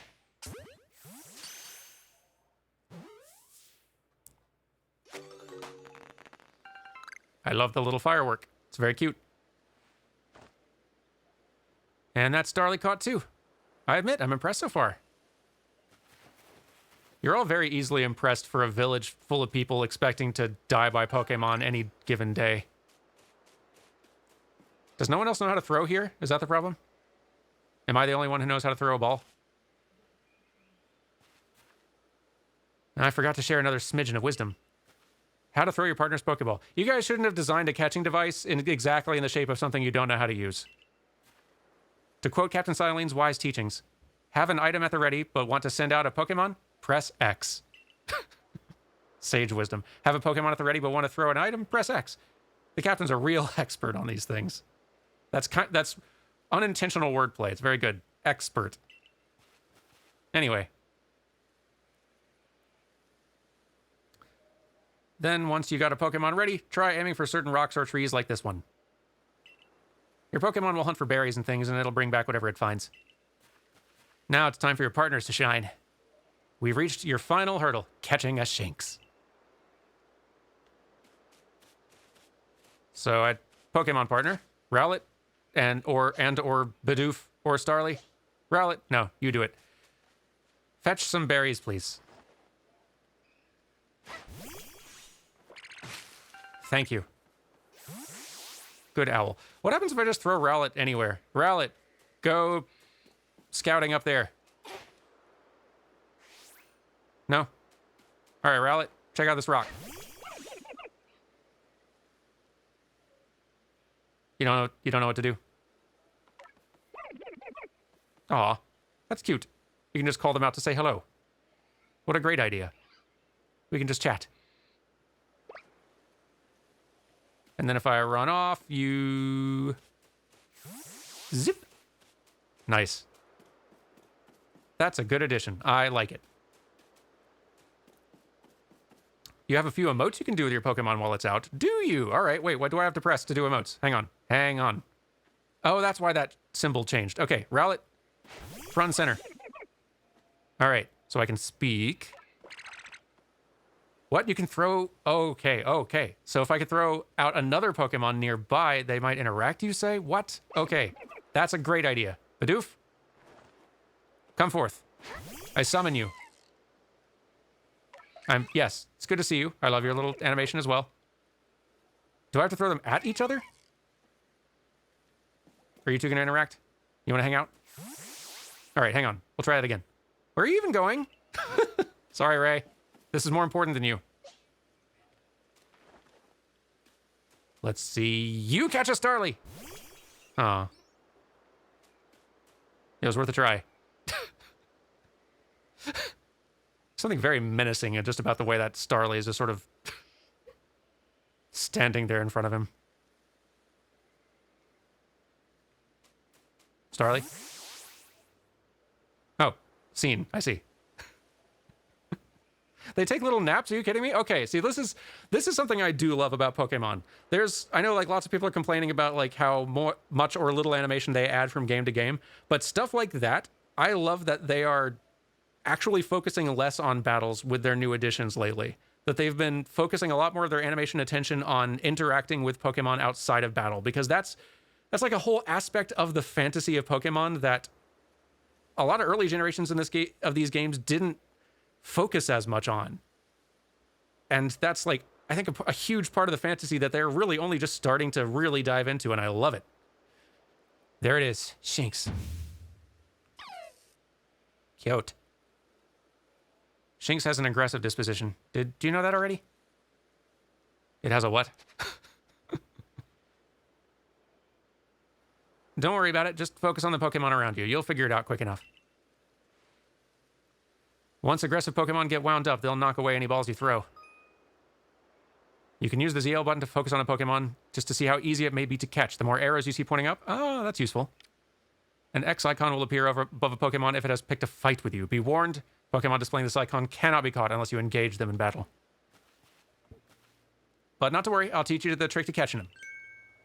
You draw them into battle. Once it's caught up in the heat of battle, you can throw a Pokeball to try to catch it. You got a few Pokemon of your own to use now, don't you? Take one of their Pokeballs and throw it at a wild Pokemon you want to battle. Use what you learned in your battle with Volo.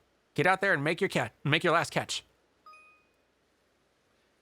It's easy to start a battle against a wild Pokemon. Simply throw a Pokeball that contains one of your Pokemon. Right, the thing they just said. So, I challenge you, aggressive little fellow. So if I don't, like... You're very cute. Are you sure you're aggressive? You seem happy. Whoop. You seem happy. And hoppy. We're having a lot of fun here, aren't we? I kind of thought that you might attack me after a while. That's what I take aggressive to mean a lot of the time. Little fella. Why are you all saying I'm gonna die if I don't pass this weird test of yours? Are you seeing this? This is what aggressive means to you?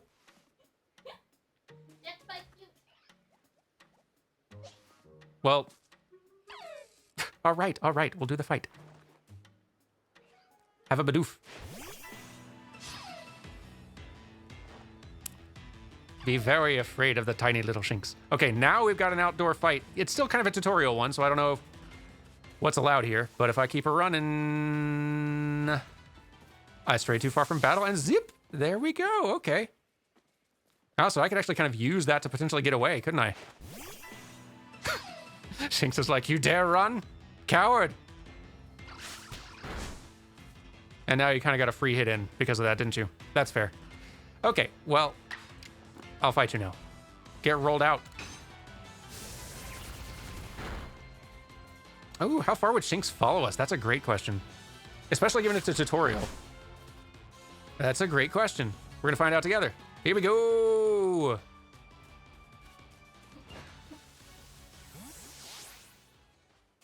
Come, Shinx. Come with me. Yep. Hey, wherever you're trying to go, I can wait till you've got a Shinx. But come on. Come on, Shinx. Aw. Fine. Well, they did account for it. They accounted for it. Are you back to full health now? I don't know how this actually works. Rowlet, you want to go?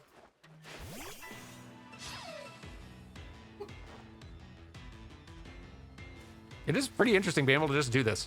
What happens if I stand between them during the fights? Probably not great, right? Have a gust. Oh. Well, it worked in this case. I'm kind of surprised that I don't get like knocked around or hurt by that. Seems like I should. Can I just go direct to like catching you now? Have ball.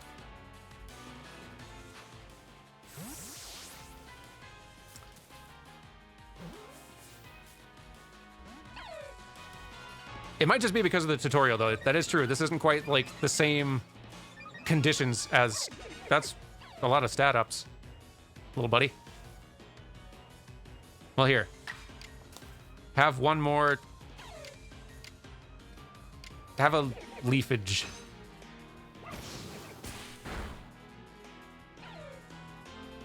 Looking around, huh? Get in ball.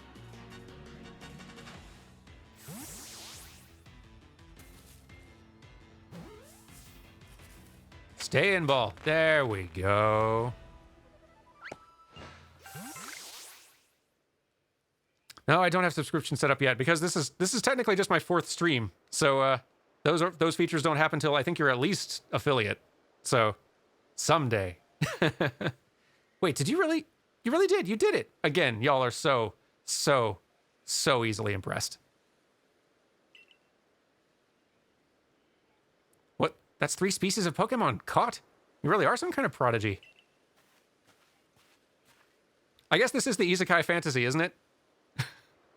Warp into another world where magically you are just more impressive than anyone. You must have given Professor Laventon the shock of his life. First you fall from the sky, then you go and catch all of our escaped Pokemon, one after another. I honestly didn't believe the professor's story till I saw you in action for myself. And here you are with 3 Pokemon caught? You've completed your trial.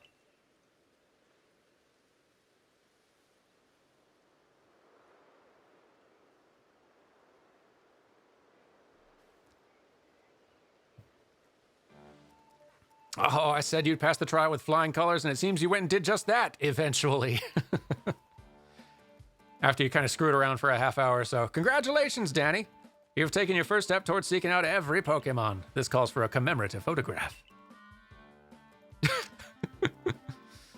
Oh, I even did a little smile. I got to admit, it's true. You got a real talent for this.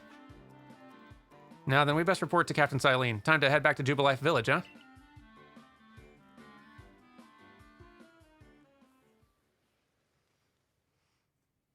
There is literally an isekai called Warped into Another World with My Cell Phone, and it's basically this game.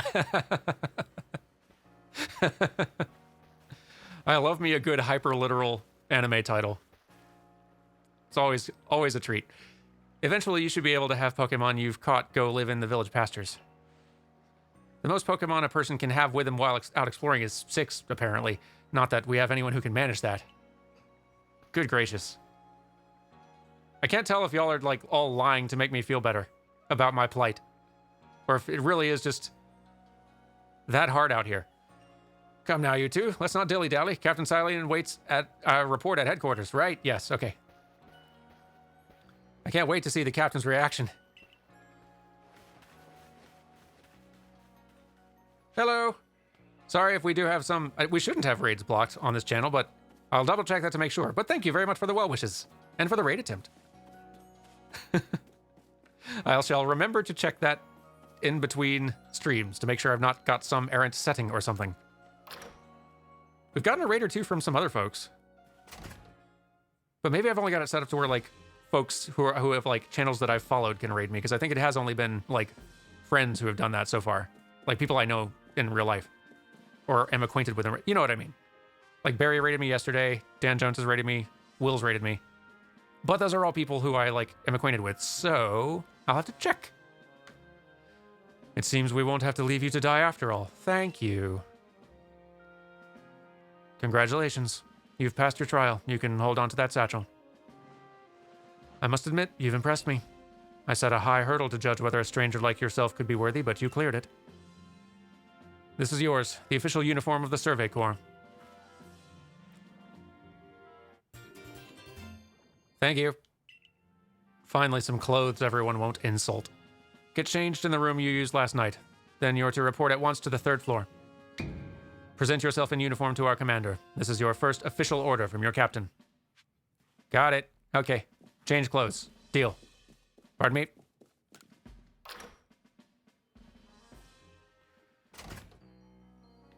So, let's see if we can speed run our way to actual open world gameplay.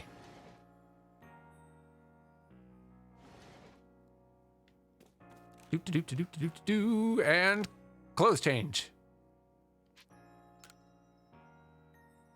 Time to put on the Survey Corps uniform and sandals. Oh, I'll do it. Okay. Here we are. And here we are. Looking good. And done.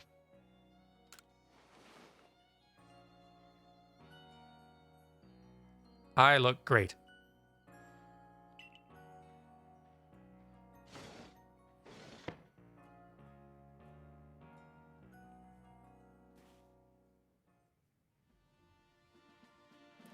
What if you try to go in your street clothes? Probably just another line of dialogue, right? Yeah, I imagine so. I imagine, since it immediately took me right into this cutscene the instant I changed into clothes, I guess changing into clothes is like kind of the quest trigger where as soon as you do it, boom, it proceeds with the story, and until you do that, just nothing happens. Look at you in the Survey Corps uniform. Now it finally feels like you're one of us. But I do wonder when the captain decided to go ahead and get a uniform ready for you. I see you've changed. Regarding your accommodations, you may continue to use the room you slept in last night. You may wear this as well. Ah, thank you. Do you think the scarves are included to hide the stiff neck animations?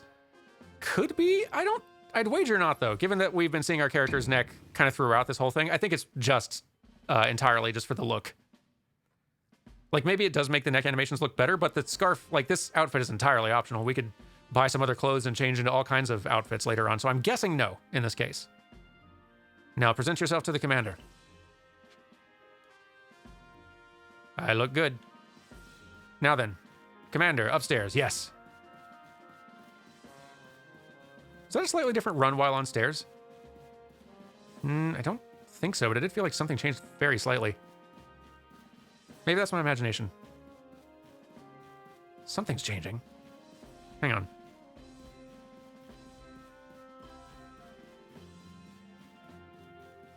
Is the stride narrower? Is that what it is? It is a little bit, I think. Just barely. It feels like something is very subtly different between... Yeah. Between running on stairs versus not. Cool. Nice little touch. I guess you're looking downstairs as well, aren't you? As soon as you go downstairs, your head tilts down to look, which feels right. Like, it's otherwise, I think it's probably a very similar walk, maybe also with a narrower stride here. But it does make it feel a little more like I'm on stairs now. Oh yeah, and maybe you're lifting your knees higher as well. Very nice.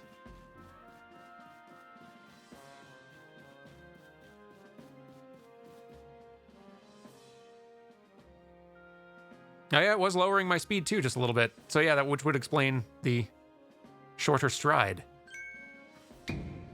I've been waiting for you. Hello. I am Kamado, commander of the Galaxy Expedition Team. So you are Danny. Yes, sir.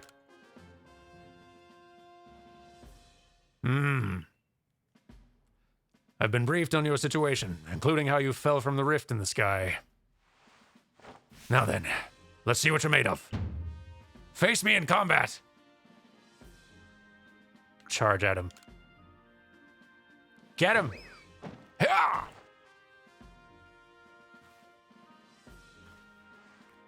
You got vigor. I'll give you that. You need to work on your sumo technique, but I do see some potential. Oh, sorry, did I introduce you to Vampire Survivors and steal 26 hours of your life? Yeah, no, that'll happen. Now you are a Vampire Survivors vampire, and you must... and you must suck the time away from other people. That's how it works. Also, now you're gonna have to wait until you're invited to, like, go places. So, tough break. On the plus side, now you can play Vampire Survivors, so... Don't expect a warm welcome from everyone. Naturally, some will be slow to trust an outsider, and some will throw them. The superstitions among us might see your arrival as a portent of disaster. But you passed the trial that was put to you. No matter how odd you may seem, you're a part of Jubilife Village now. Dedicate yourself to the work of the Galaxy Expedition Team and complete the Pokédex. But I warn you, Danny, Pokemon are terrifying creatures. Keep your wits about you as you work. I'm not surprised. There's probably two very good reasons why they had the, like, scene cut to black there when he was going to throw you. One, because that's the whole complex and unique animation just for one scene, possibly, which is not the most efficient use of resources. 2, age rating is a thing, and I don't know if they wanted to, like, show your adult commander throwing a child on the ground using a sumo move. Both of those might be very good reasons why they might decide to just skip that. Let's just imply it.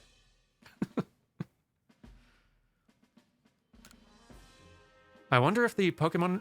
Let's see. So from Swish, I wonder if the amount of time it takes for a Pokemon to nap outside is related to the number of battles they participated in recently. That'd be cool. So the commander has also accepted you. But understand this. You begin as a no-star recruit among our ranks. In other words, you have no rank at all. Perform well as a member of the Survey Corps, and you will move up through the ranks. Indeed. You see, the more you add to the Pokédex, the higher your rank will become. And working on the Pokédex will also, of course, bring you closer toward that goal of yours. To seek out every last Pokémon. Here, you'll need this. A recipe for crafting. And 3,000 money as well. Pokébucks, right. No, Pokédollars? Poké-yen in this case? I don't know. You'll have to buy the necessary materials. Let's say Pokédollars. Ray, you're an expert at crafting yourself. Teach our new recruit what she needs to know. Yes, ma'am, Captain. I guess it does kind of make sense. Like, this is very front-loaded with tutorial and dialogue and stuff for a Pokemon game.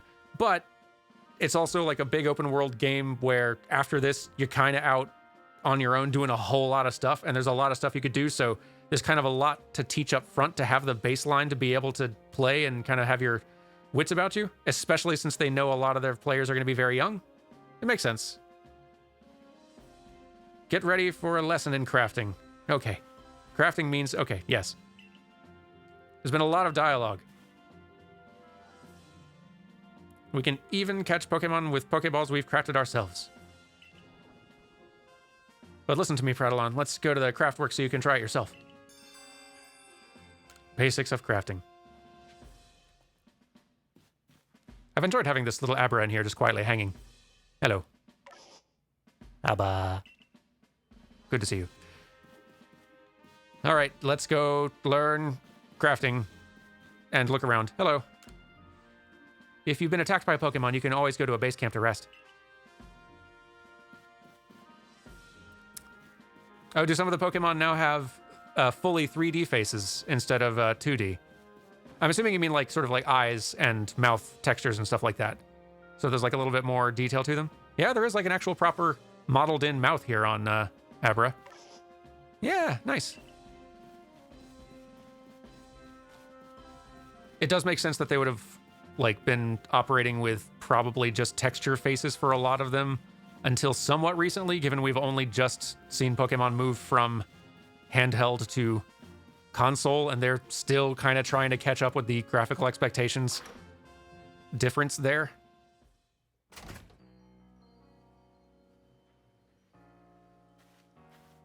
Well done earning a place on our team. My name is Anth, which is probably said a different way. Anthi. I'm the local clothier. The professor asked that I ready you a change of clothes, so here you go. I do hope they fit. Can you throw Pokeballs indoors? That's a good question. Everyday kimono and trousers. Thank you. I hope you'll avail yourself of the village's humble shops.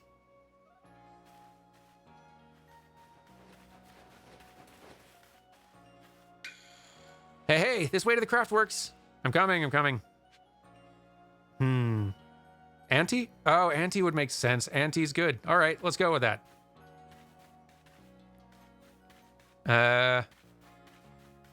You. Think fast. Let's go inside. I want to try throwing a Pokeball. Yes, Pokemon Coliseum was on console eons ago, but that was very much a spin-off, and like the core series has lived on... The core series and the models that have been getting made for that core series have been getting developed on handheld hardware for a long time, where you've got to be real lean and efficient with your model complexity. And all the stuff made for Coliseum, as best I could tell, was, well, maybe not necessarily made specifically for Coliseum, but like very different expectations, and they're certainly not using the Coliseum models now. Nor should they.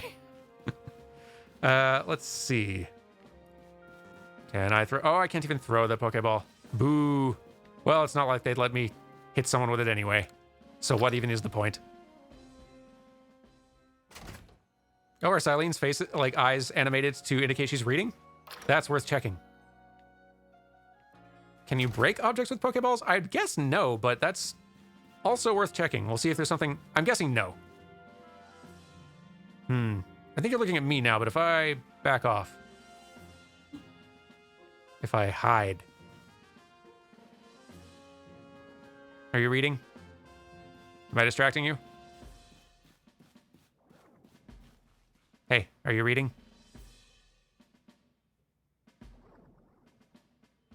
If her eyes are moving back and forth, it's a little too subtle for me to see. I think if they wanted that to be what that's, like, looking like, I think they'd need to exaggerate the pupil movement a little bit more. Yeah, it's not...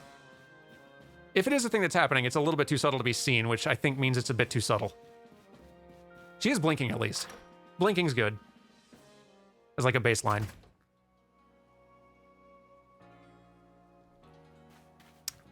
Crafting, though, right.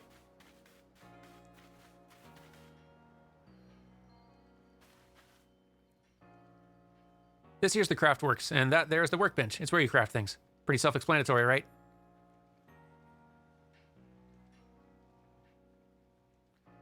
When you set up the workbench, I'll supply you materials to make some Pokeballs. Call it a present to celebrate passing your trial.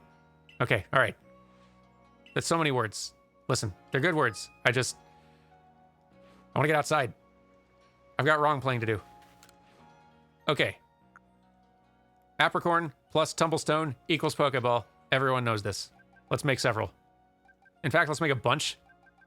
Because I sure am going to throw them at everything.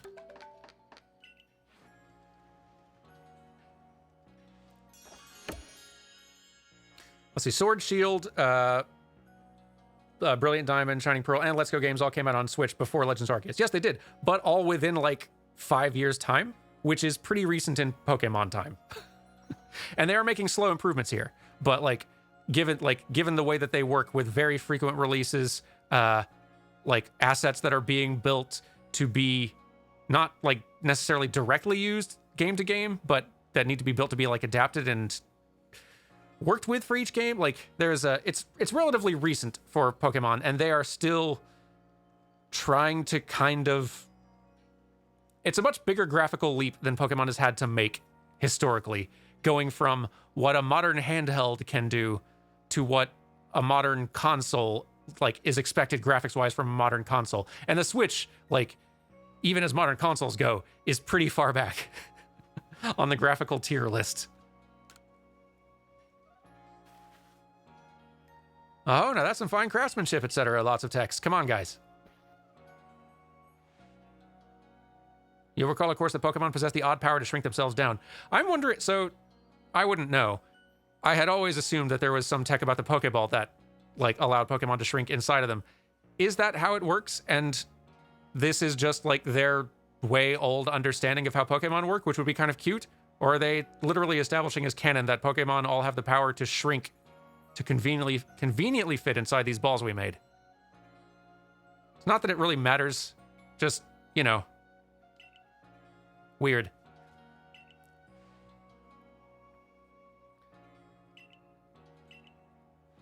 And here's our Pokédex. Thank you.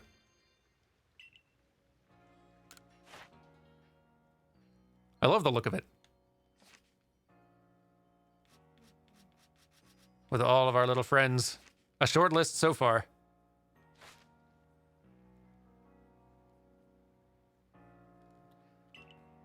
Yeah, I agree. Arceus feels very much like a trial run in general. Like, they've got their mainline series that they're still playing it very safe with, and understandably, they've got to be having these out regularly on deadlines, and they're trying to, like, advance and push those as best they can within very, very careful conservative restraints.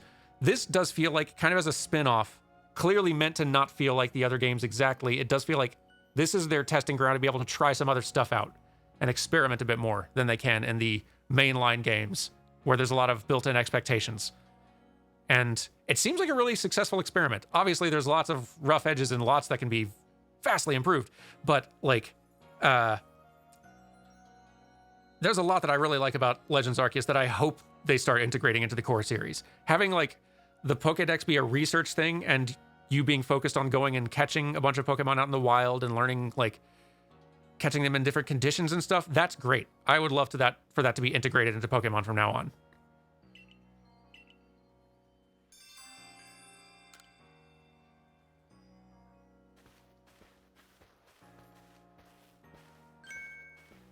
Excuse me, I couldn't help but overhear. If you're going to the Fieldlands camp, would you mind taking care of a request for me? Ah, a side quest. I'm standing guard, so I can't leave my post, but I'll be here at headquarters if you want to talk about it. People who have something to ask you will have a request icon displayed above them. So, okay, yeah, side quest type things. Here, we'll grab yours. Just real quick. Hey, so there's this Pokemon called Wurmple. Have you heard of it? Let's say no. Well, you see, I was having a chat with Professor Laventon, and he told me that after a Pokemon gains a certain amount of experience through battling and the like, it'll sometimes change its appearance and become stronger. He said it was a phenomenon called evolution. Some Pokemon can undergo evolution, which changes their rate. And so I decided I wanted to raise a Wurmple myself, have it evolve. You're part of the Survey Corps, aren't you? If you catch a Wurmple, would you let me have it? There'll be a reward in it for you, I promise. Just get me a Wurmple if you can. You got it. Someone was asking if the knives behind me were 3D, and I don't know, like, which knives you were talking about. Are they ones on my character, or are they in the scene somewhere?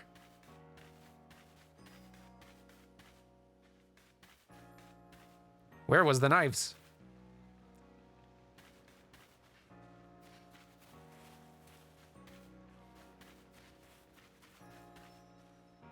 Okay, so they were in the scene. Oh, the one's back here. I see. Okay. See if we can get the camera in kind of close here. They look pretty 3D to me. Yeah, no, I think we've got some 3D knives here. They probably could have gotten away with the texture if they really wanted to, but yeah, no, it does look nice having them be 3D. I like this guy. He sees a stranger that fell from the sky and is like, hey, can you catch me a worm, please?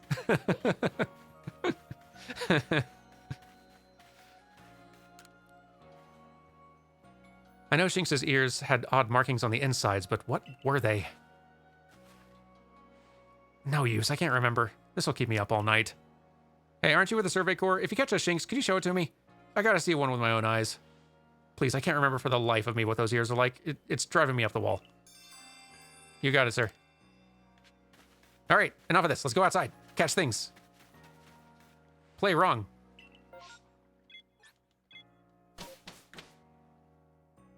Gotta see those ears. I do have a Shinx already, don't I? Probably could have just shown him there. Good point. Righto, let's get to it then, shall we? In order to complete this Pokédex of ours, there are a great many research tasks I'll need your help to carry out, my girl. The details of these tasks can be found in the Pokédex for you to reference anytime. Research tasks are tasks you need to carry out to complete the Pokédex. Each Pokémon species has a different number and variety of research tasks. Press the down button to open your Pokédex, then check what kinds of research tasks are available. When you've focused on a Pokémon in the field using the ZL button, you can instantly check the research tasks for that species by pressing the down button to open. Oh, that's convenient. Nice. You must catch and battle diverse Pokemon species and carry out plenty of research tasks. Do so, and you'll gain research points and other rewards for your work. See, I love this as core gameplay for a Pokemon game. This is great. Now, there's one more nugget of wisdom I've got to share, Danny. Wild Pokemon may attack you at any time. When they do, dodge like your life depends on it. Dodge. Look, just watch me, would you? Then you'll be able to copy what I do. Here I go. Good roll, friend. See? That's how you dodge. A timely dodge will keep you from getting hurt by the fierce attacks of wild Pokemon. And that's key if you'd rather not end up blacked out in some field like I did. When those chinks got me with Thundershock, I might have been done for if the security corps hadn't come and saved me. But hey, no need to worry. You got me here to give you tips. I'll teach you plenty. So now I suspect, aggressive Pokemon might actually attack me instead of coming up to say hello. Like a dog who loves everybody. Ray, are we not done? Get ready for some Survey Corps wisdom. Focus on a Pokemon with a ZL button, then press the... Yeah, they taught me that already. Did you see that your research tasks for Bidoof include one about how many you've caught? That's right, catching just one won't do it. You gotta get 2, then 4, then more and more. And when it's time to battle a Pokemon, remember the captain's switching wisdom. If you have items out, press X to ready your Pokemon. Give it a try now if you want. I'll go on ahead. And just like that, we're off the leash. No, we're not that far off the leash. He's just that far. The leash is just a little longer than before. Get in the ball. Thank you. Here, let's take the advice. Focus. And... all right. So you have to catch a lot of Bidoofs. And heavy Bidoofs. And defeat a bunch of Bidoofs. Number of different forms you've obtained. Got both of them. Number you've evolved. 0. And investigate the Bidoof that bother the village. Interesting. Can you avoid him and just move on ahead? Great question. We're going to try. What's our best possible route? I'm going to say this way. I think this time they might let us. Honestly.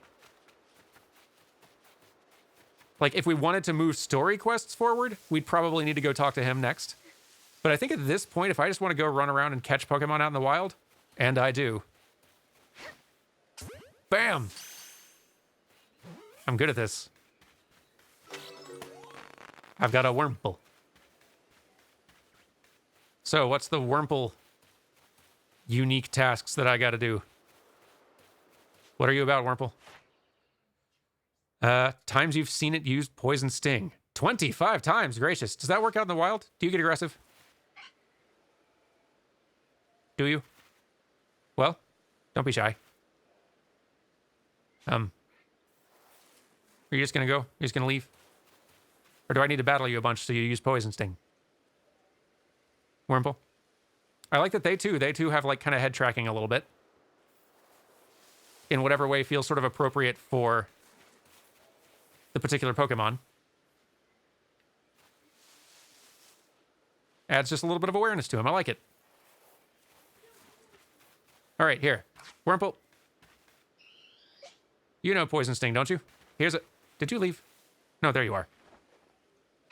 Bidoof, get Poison Stinged. By a Wurmple. Now, Wurmple, use Poison Sting, okay? Wurmple. Roll out. Ow. I love that it affects us, too. That's a great thing they've done. Well, are you going to use Poison Sting or what? You're running out of time, buddy. Roll out. Ow. We've defeated the Wurmple. And I'm so happy everyone's leveling up at once and getting new moves and everything. That's so nice. This is one where they... Can you toss Rowlet into the water? Well, now we have to try, don't we? I'm not responsible for this, though. Rowlet, this is for science. Here you go. I'm sorry, buddy. You didn't appreciate that, did you? No. We're fine. We're okay. What are some more of these emotes now? Now I'm very curious. Like, what other buttons could I potentially press? So I can, like, speak. Someone was mentioning, like, emotes before. Chat's saying try again. I'm suspecting that this means there is something we can do. Rowlet. Bad news. We're not done with our science experiment. And Waterbird. Oh, well, look at you. Look at you flying. Ah, that's great. I would have just assumed they would have kind of taken the easy way out on that one and just had the ball warp back to you instantly and just had the water be not navigable. What happens if it's somebody who can't fly, Bidoof? Daw. You swim. Glad you can swim, buddy. Should have asked first. Are you upset? I do think I see a little frowny face. Well, that might be my imagination. Can I swim? I can swim. Hey, buddy. We having fun? Nope, I can't swim. I should not have swimmed.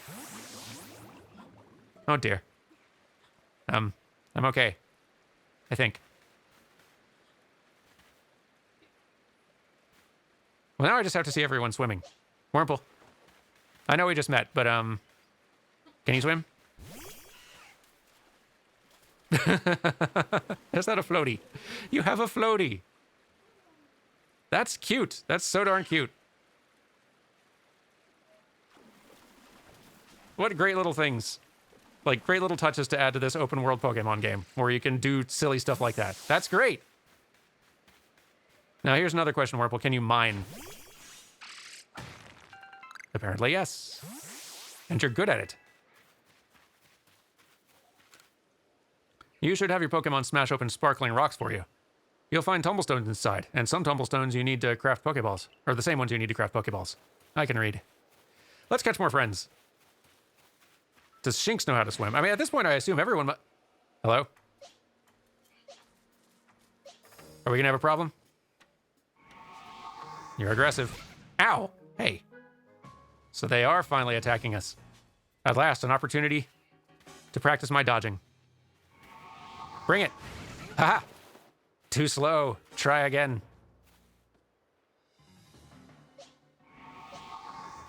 Haha. Gonna have to be faster than that. I don't really know who to throw at you in a fight here, but Bidoof. Bonk it. To do the emotes, speak to them, then press the other face button. Okay, I'm gonna try that next time, because I'm extremely excited for that. I have no idea if this is a good matchup at all. It'll work out. Weasel. That's a cute name. Not one that I'm familiar with. Tackle!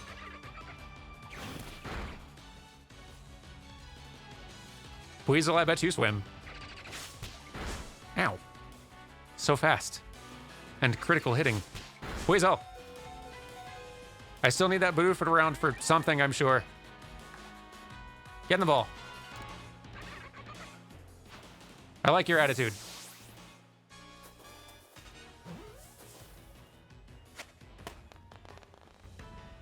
Fantastic. Let's go for a celebratory swim. Uh-oh, do we not have space? Are we all full up? So I assume in order to like swap my collection that I'm gonna need to go to like the camp, right? Probably? Maybe not. Hang on. Grab. I can like swap the order here, but I probably need to go back to camp, don't I? Well, let's do. Well, here, we'll catch a few more. Get a few more randos in this squad. And some berries. Thanks, Rowlet. Ah! I see we're going to have a problem, aren't we? Well, I have another Bidoof. Who's all fresh and ready. At what point do you... Hang on. At what point do you faint? Like, I've taken a few hits here, and some of that vignetting is getting a little bit darker. But you're so friendly, though. Ow. That's a harsh sound. Probably not looking good for us and our health and all that, but I can't resist. You're just too cute like a little plush. What happens when we faint? You're way too happy for the amount of violence you're inflicting on others right now. Buddy? What, did you lose your bloodlust all of a sudden? Well, did you? No? There we go. Okay. Alas. Everything went black? Items you dropped while you fainted. Ah, so there is a penalty. A mild one, but still.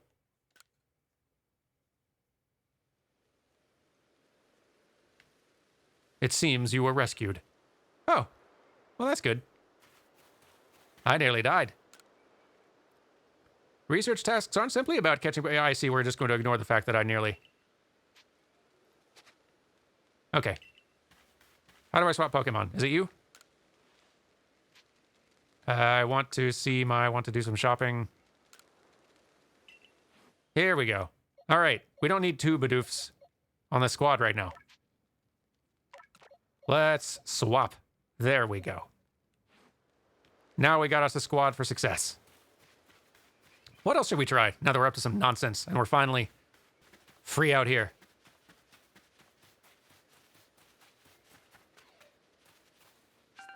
Oh, we should see... Okay, emotes and stuff. All right, Weasel. We've got you on the team now. No. You come on out for a little bit of a hang. Hello, hello. Not now, Bidoof. We're speaking. Hang on. Oh, I can do some little emotes now. Yes. So if I hit Y, I do that. Oh, cute. And they do some little animations in return. If I do A, I nod. If I do B, I shake my head no. That's cute. Now, I'm very interested in the whole what happens if I bring someone else out. Do I have to throw the Pokemon at them or just beside them? Let's find out. Oh, now you're being friends. This is a good system. We're all hanging out, yes? All good friends? This is adorable. What a good little system to build in. Just to hang out with your little buddies. Just for fun. And then when you leave, they keep chatting with each other. That's great.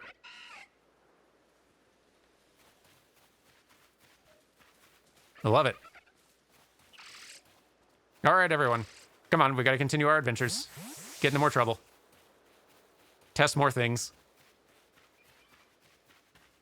And also, Bidoof was there. Yes.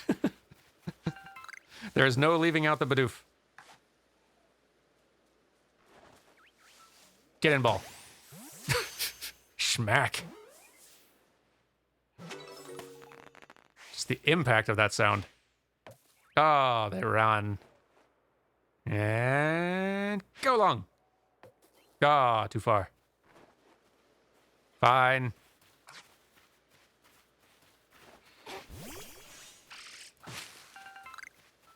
Press the throw button when they're already out, you say. That's a new thing to test. Wurmple. If I press throw. Oh, it just yanks them back into the ball. Okay, cool. That makes sense. Yep. I remember you, and the feeling is mutual. Rowlet, you're probably not a great matchup for this, given the thunder thing. Bidoof. Excuse me. Someone's feeling a little spicy. The Pokemon also get drowsy as an idle if you leave them out long enough. Oh, we're definitely having a look at that. That's wonderful. Roll out. Accounting for bullet drop is not something I thought would be included in a Pokemon game. Yeah. Here we are. What a wild future. And yeah, I love that you can run around and... I assume I do actually take damage if I'm in the way. Well, maybe not with Quick Attack. Oh yeah, I'm wondering if it is just like aesthetic damage, where I just sort of like play a knocked over animation, or if it does actually hurt. I don't think we're gonna find out. Oh, you avoided the attack. Is it because I was in the way? Maybe a Quick Attack just kind of goes through you. Do a tackle. And then I'll get in the way. Ow. You tripped me. But it was my fault.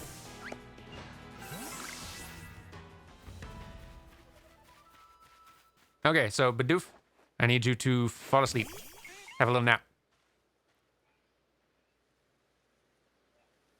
Let's see how long it takes to have a little nap, which will give me a great chance to sip water and actually read chat.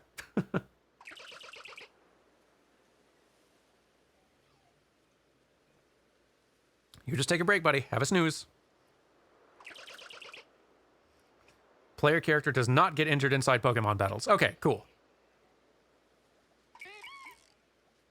Is there an upper limit on the number of Pokemon you can have out at once? I assume you could probably get all 6 out, right? I'll try that in a second.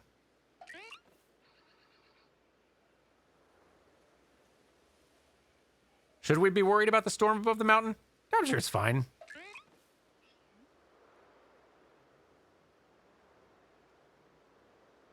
Go on, Bidoof. Do a snooze. Can you throw empty Pokeballs at your own Pokemon? That is a great thing to test. I mean, I'm sure you can.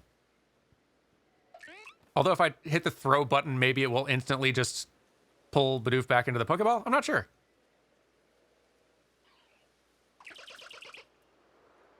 Bidoof, go to bed. Maybe you've not been doing it because I've been too close. Go on. Go sleep. Go to sleep, little buddy. Have a nap. Come on. Are you just not tired? Some go to sleep faster than others. I wonder if at night they go to bed to go to sleep faster.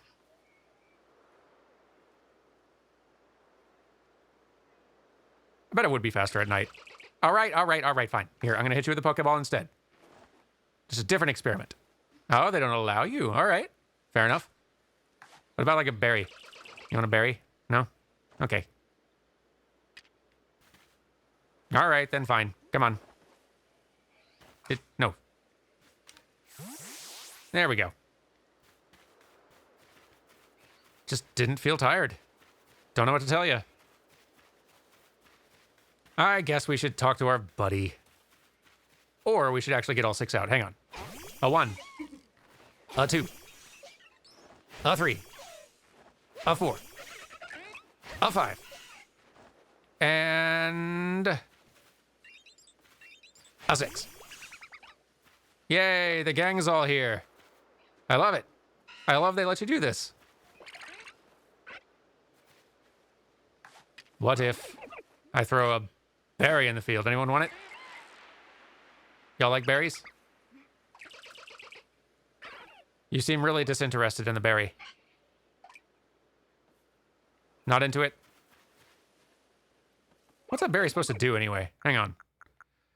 A berry that can be fed to a Pokemon to restore its HP by 20 points. You can also throw this berry near wild Pokemon to draw their attention. Ah, I see. Okay.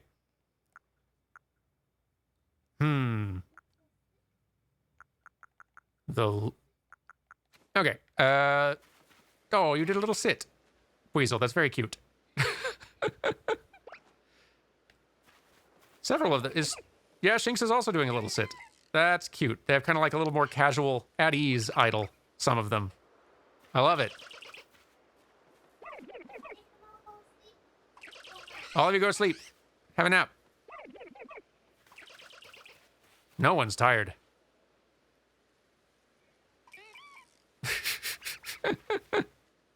This is so cute. Yeah, like I love them using their expansions to scope. Like if they're gonna make more animations, sure, like more for battle, great. And they have to do that for every new Pokemon they add anyway.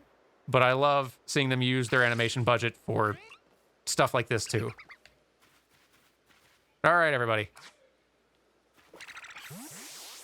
Let's pack up the car. We gotta get, no, guys, we gotta back in. Come on, wait, this will be faster. Everyone, pack up, we're going. Did we throw Weasel in the river? I mean, I kind of have like a loose idea of what'll happen. I guess one of two things. Either Weasel will have a floaty, or Weasel can swim. Bloop. You can swim.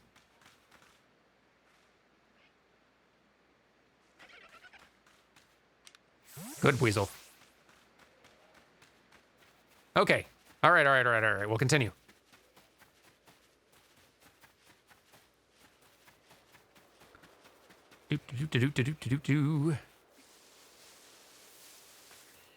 Sorry to leave you waiting.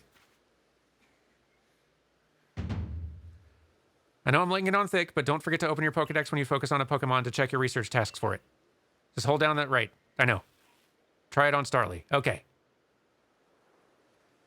One of your tasks is to catch Starly without being spotted, right? You can get that done if you hide in some tall grass to catch him. Give it a try. Okay, I'll try to play half competently.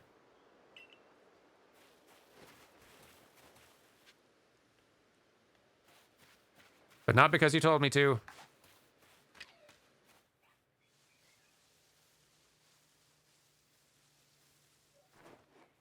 Hey, yeah. Bam. Didn't see what hit him. And they're all running a little too fast. Go long.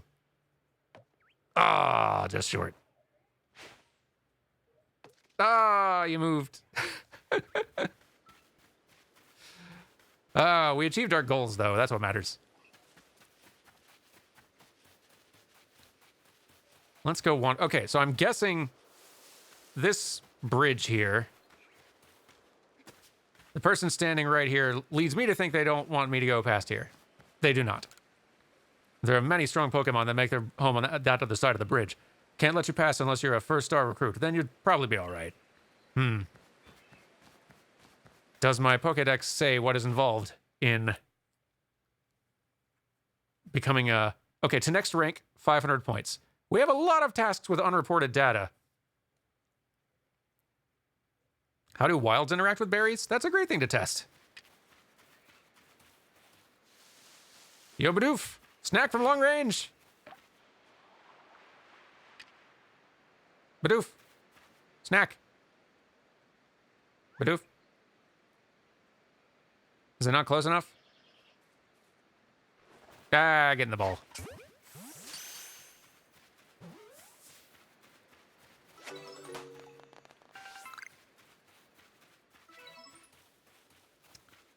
You're wondering when Nintendo will release a Switch model that actually makes games look better? I expect it's not going to be too long from now. I would not be surprised if original plans were for like having a new hardware release out by now originally, and then just like chip shortages and pandemic stuff setting plans back. I remember some speculation around, and I can't remember if it was the Link's Awakening remake or the Hyrule Warriors sequel, which, like, the Hyrule Warriors sequel does not run well on the Switch at all. And I wonder, like, if originally they were originally planning to have some beefier hardware available for that to run on at the time. I am still, like, I am guessing that the Breath of the Wild sequel is actually intended to be run on new hardware. I'm guessing that they're going to announce a new updated, no, maybe not like a new updated Switch, maybe just new Nintendo console hardware that Tears of the Kingdom can run on. And it will also run on the Switch kind of in the same way that Breath of the Wild also ran on the Wii U and Twilight Princess also ran on the GameCube and stuff like that. That is my assumption. I may be wrong, but there's some real pretty looking stuff in Breath of the Wild that it seems hard to believe a Switch would run looking like it does in the trailers. Granted, I know they're getting some help from the Xenoblade team, and they also work some real magic in open world environments, but even then, it has been a while since the Switch launched. It does feel like we're due for new hardware. I wouldn't be surprised if something got announced in the next 6 months to a year. As long as they don't call it the new Switch. Yes, I agree.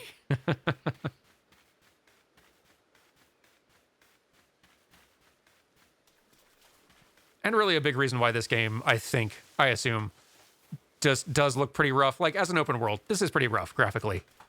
The Switch is just... It's hard to make a great looking open world game on the Switch. Breath of the Wild does look great, but it's also, like, it had a nice chunky length of development, longer than this game probably had, probably a bigger budget than it had to. Ooh.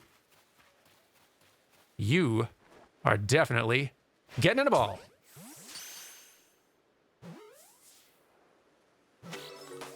Yeah, you are. Haha.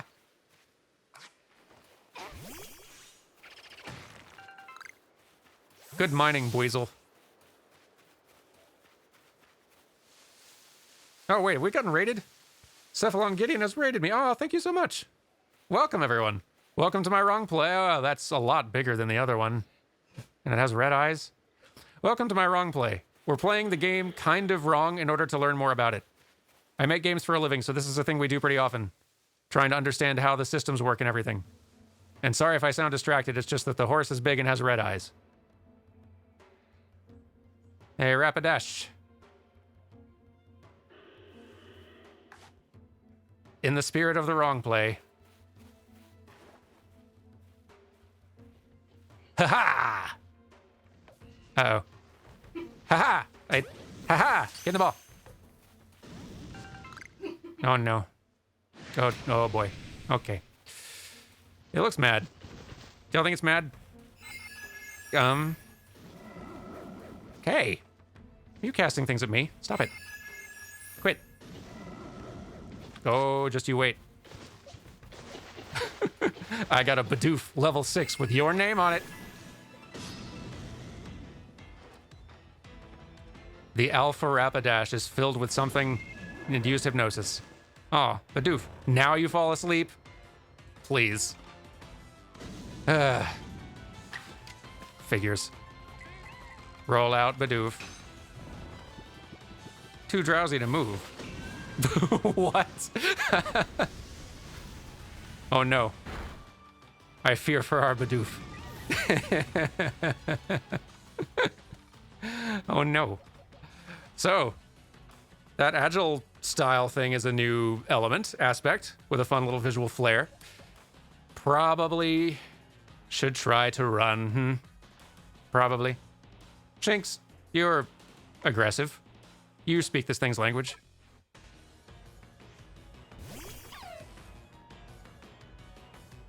I think we're going to run, team. Yes. You decided to battle some other time. Yes. Well, good day to you. I'm off. What are you doing? It looked like you were casting something. I'm going to assume I ran away fast enough. Hooray. Whew. I do like that they actually... And the little one's like, yeah, and don't come back. I love that they do actually reinforce what everyone's been saying back in base camp about it being dangerous out there. They do have some big ones that are scary out there. Who could really hurt you? Who do feel actually intimidating. Rapidash has never looked intimidating in a Pokemon game before. Oh, did Tiny Shinx actually look up at Rapidash? Nice. Okay, so that means on every one of the Pokemon in the game, they've got sort of like a point, a locator or whatever, on them that signifies where their head is or where their like point of interest, their look at target is basically. And all the Pokemon that have a head or a face or something that can look in a direction will basically target that in the fight dynamically. Very similar to how they're targeting you when you walk near them and they're like head tracking you. Cool. I hadn't even noticed they were looking up at them in the fight. Good eye. Which, yes, we can assume from that humans learned to look at each other's eyes from Pokemon.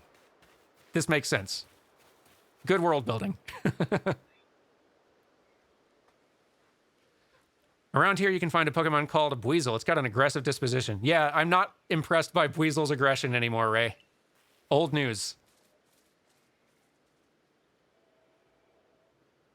That means it'll try to hit you with its moves, just like Shinx, and you'll need to battle it to catch it. It's very cute, though. The dangers of taking damage. If you take too much damage within a short time, you'll be in danger of blacking out. Damage goes away over time, but you won't begin to recover if you're still being targeted by a wild Pokemon. If you take further damage, you will be overwhelmed and black out, and lose a few items, and that's fine. And speaking of which, your research tasks for Buizel include seeing it use a certain move. You got to see the move in battle for it to count toward that task, so battling is extra key here. I'm glad that they have like moved some of the tutorial out into the open world, and you can like get to it when you're ready. Granted, it does mean that by the time you are ready, it'll probably be old news that you already figured out on your own. So kind of a bummer that it's still mandatory, but game for kids. And a very new kind of Pokemon game as well. So I can understand their desire to be a little hand-holdy with its tutorializing. Yeah, we better watch out. It's a pretty mean-looking Weasel. Poor fainted Bidoof. All right, Weasel, let's see you use a move. Bonk. I should have checked to see what the move was. Whatever, we'll figure it out. You just keep using moves and I'll tell you when to stop. Actually, oh, you can even see turn order now. That's cool. Okay. Sorry, I was looking at my other stuff on screen and no info available. Fair enough. All right, well, then, get Thundershocked. That's actually not going to help with using moves if you get paralyzed or dead. Hey, use a move, buddy. Guess I could try using... Potions don't work on fainted Pokemon in this, I assume. Like in other ones, right? You'd need a revive or something. That'd be my guess. I wish I could just, like, delay. Don't do a thing. But that's not very Pokemon of me. Oh, well. Weasel, we're gonna have to... Oh, we'll swap. We'll swap Pokemon. Throw in someone else. Maybe a fellow Weasel. Nope. I say a fellow Weasel. Here we go. Get in there.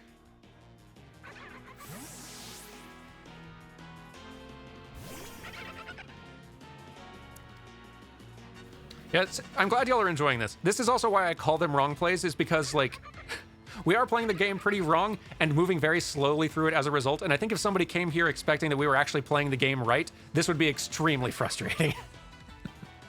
Gotta set expectations, right? Weasel, are you gonna use a move or what? Turns out no. You missed your window, buddy. Might need to swap a few times to force a turn change. Oh, okay, we'll try that next time. Rip Weasel. We've done a lot of research we should turn in. Can we, like, warp, or do we need to run back? No, I can do, like, marking stuff. I can choose a destination. All right, there we go. Fast travel. Nice. Okay. I've done a lot of work in between all of my whatever this has been. No, I don't want to... No, do I have to go back to Jubilife Village to... I don't think I do. Hang on. Check Pokedex. Many tasks with unreported data. I assumed I was having to report to you. Maybe I need to report to this official over here. Like a rest, see my Pokemon. Well, let's do a rest. Poor Bidoof. Still napping, finally. Seeing your Pokemon use the moves also counts. Oh, that's... I feel like I should have been able to think of that. That makes a lot of sense. Thank you. Huh. Well, here. We'll go back to town and see if that fixes it. Or maybe... Oh, maybe I need to keep on doing stuff with Ray, and then this is actually going to work.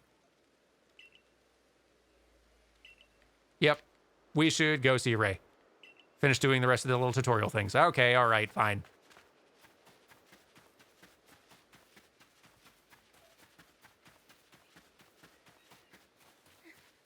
So it goes.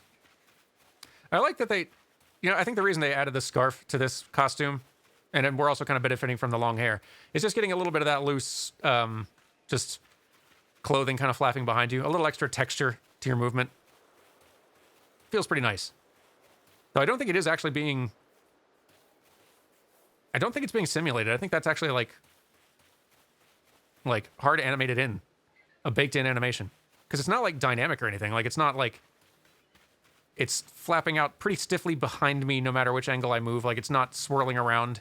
It just sort of like flatly falls in the same way every single time. Which... It's an open world game. So... Even just processing some minor real-time physics like that might be something they tried to streamline. They're having enough trouble, like, making the Switch run all this to begin with. Given, like, the pop-in and all that stuff that they're wrestling with here. All right, bud, what do you want to teach me? You're doing pretty well for a mystery stranger from the sky. Thank you. Here, a little reward for keeping up with me. Your own crafting kit. Oh, that's a good thing to have. Fantastic. And here's a recipe for potions, too. Also good.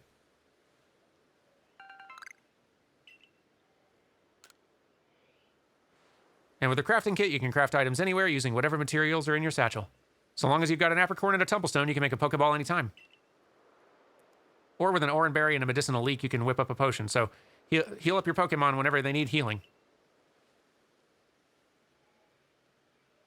Research going all right? You can see if you've got tasks ready to turn in on the Pokédex's cover. I noticed. Thank you. Once you've got some tasks good and done, go check in with Professor Laventon. See you soon. All right, bud. Let's go do that now. We should probably be wrapping up somewhat soonish here, given that it's pretty late for some of you, I imagine. And also, I've got like a patron Q&A tomorrow morning-ish.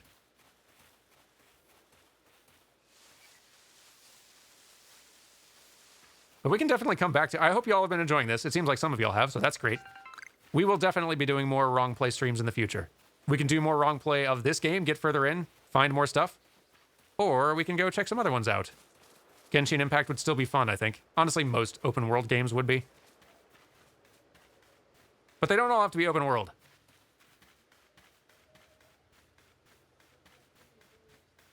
We can do wrong plays of all kinds of stuff.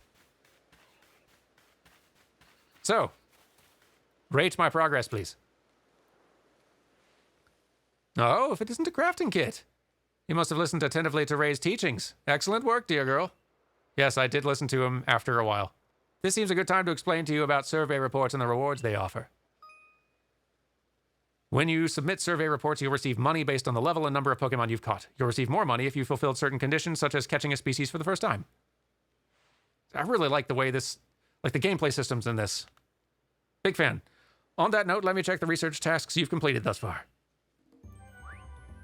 Kingdom Hearts wrong play could be fun. It's for like a random one-off.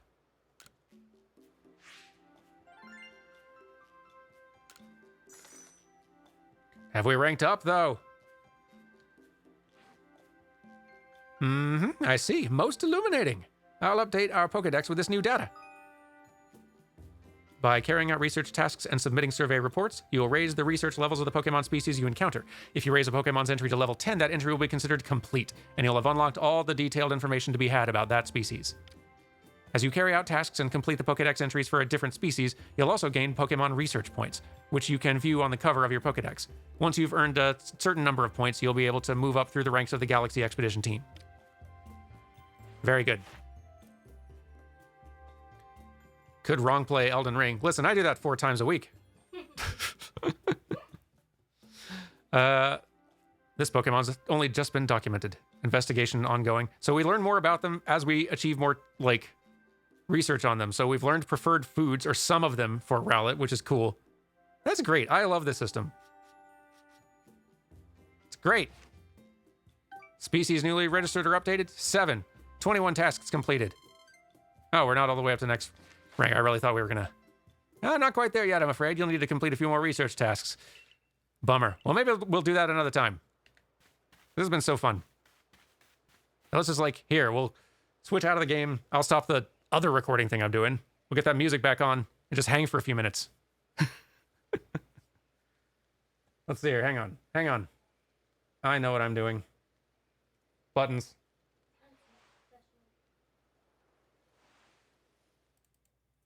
There we go. Oh, and how perfect. Pokemon music as well. Didn't even do that on purpose. I'm glad y'all have been enjoying this silliness. I really, really did not know. Saving's also a good idea. Thank you for the reminder. I'll do that. Ooh, you want to see something else cool? So we've got this just chatting screen, right? We've also got this, which is cool. I don't think game audio is in it. Like, it could be. But if we were wanting to do like a just chatting where I'm still kind of like passively doing a whatever, or there's some other nonsense going on in the background, we could totally do it. Thank you again to Dan Jones for all of the very good overlay stuff that he helped me put together. Much more nice looking than what I would do. Oh, a kitty is here. Hello, Gwibby. Oh, sniffing at the microphone.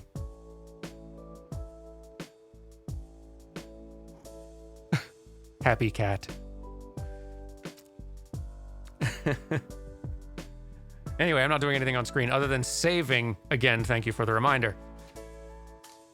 Where is save tab? Here we go.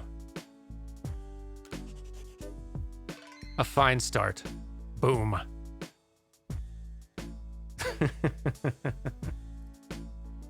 There we go. I owe Dan a Kit Kat for overlays. That's true. I do still have a bunch of those around here. Next time he's over, a Kit Kat he shall have. Or, I'm just saying, you could give it to me. Or you could have a Kit Kat as well. I got several. Carrie can have a Kit Kat also. Oh, is Dan Jones going right now? Uh-huh. Oh, okay. Well, we should raid him then, shouldn't we? That only makes sense. What's he playing? Hang on. I think he's been doing grab back. Oh, he's been doing like a whole bunch of demos and stuff like that. Okay, cool.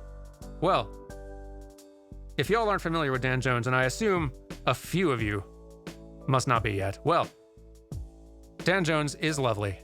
He and I play a bunch of stuff together, usually Souls games a lot of the time, or retro things that we're both fans of. But he is the delightful sort. So if we're gonna go raid a Dan Jones, I think we've kind of established that our rating, Dan Jones who with the Dan Jones emote. Very good, very good. If we're gonna be raiding a Dan Jones, we should be... It seems like our raid battle cry is often honk-based, like Geese would be, yes? Or just hellos. Honks have a good chaotic energy to them, which I think he'll appreciate. All right, we're gonna raid a Dan Jones now. And honks armed and ready, fantastic. Locked and loaded with the honks, very good. All right then, Mr. Dan Jones. The raid will be commencing in 10 seconds. Thank you all so very much for joining me for this first Wrong Play. I'm glad you enjoyed. We will do another time. And also stuff like Cult of the Lamb and Final Fantasy. It's going to be great. So y'all, go say hi to Dan with some honks. Bye! Bye!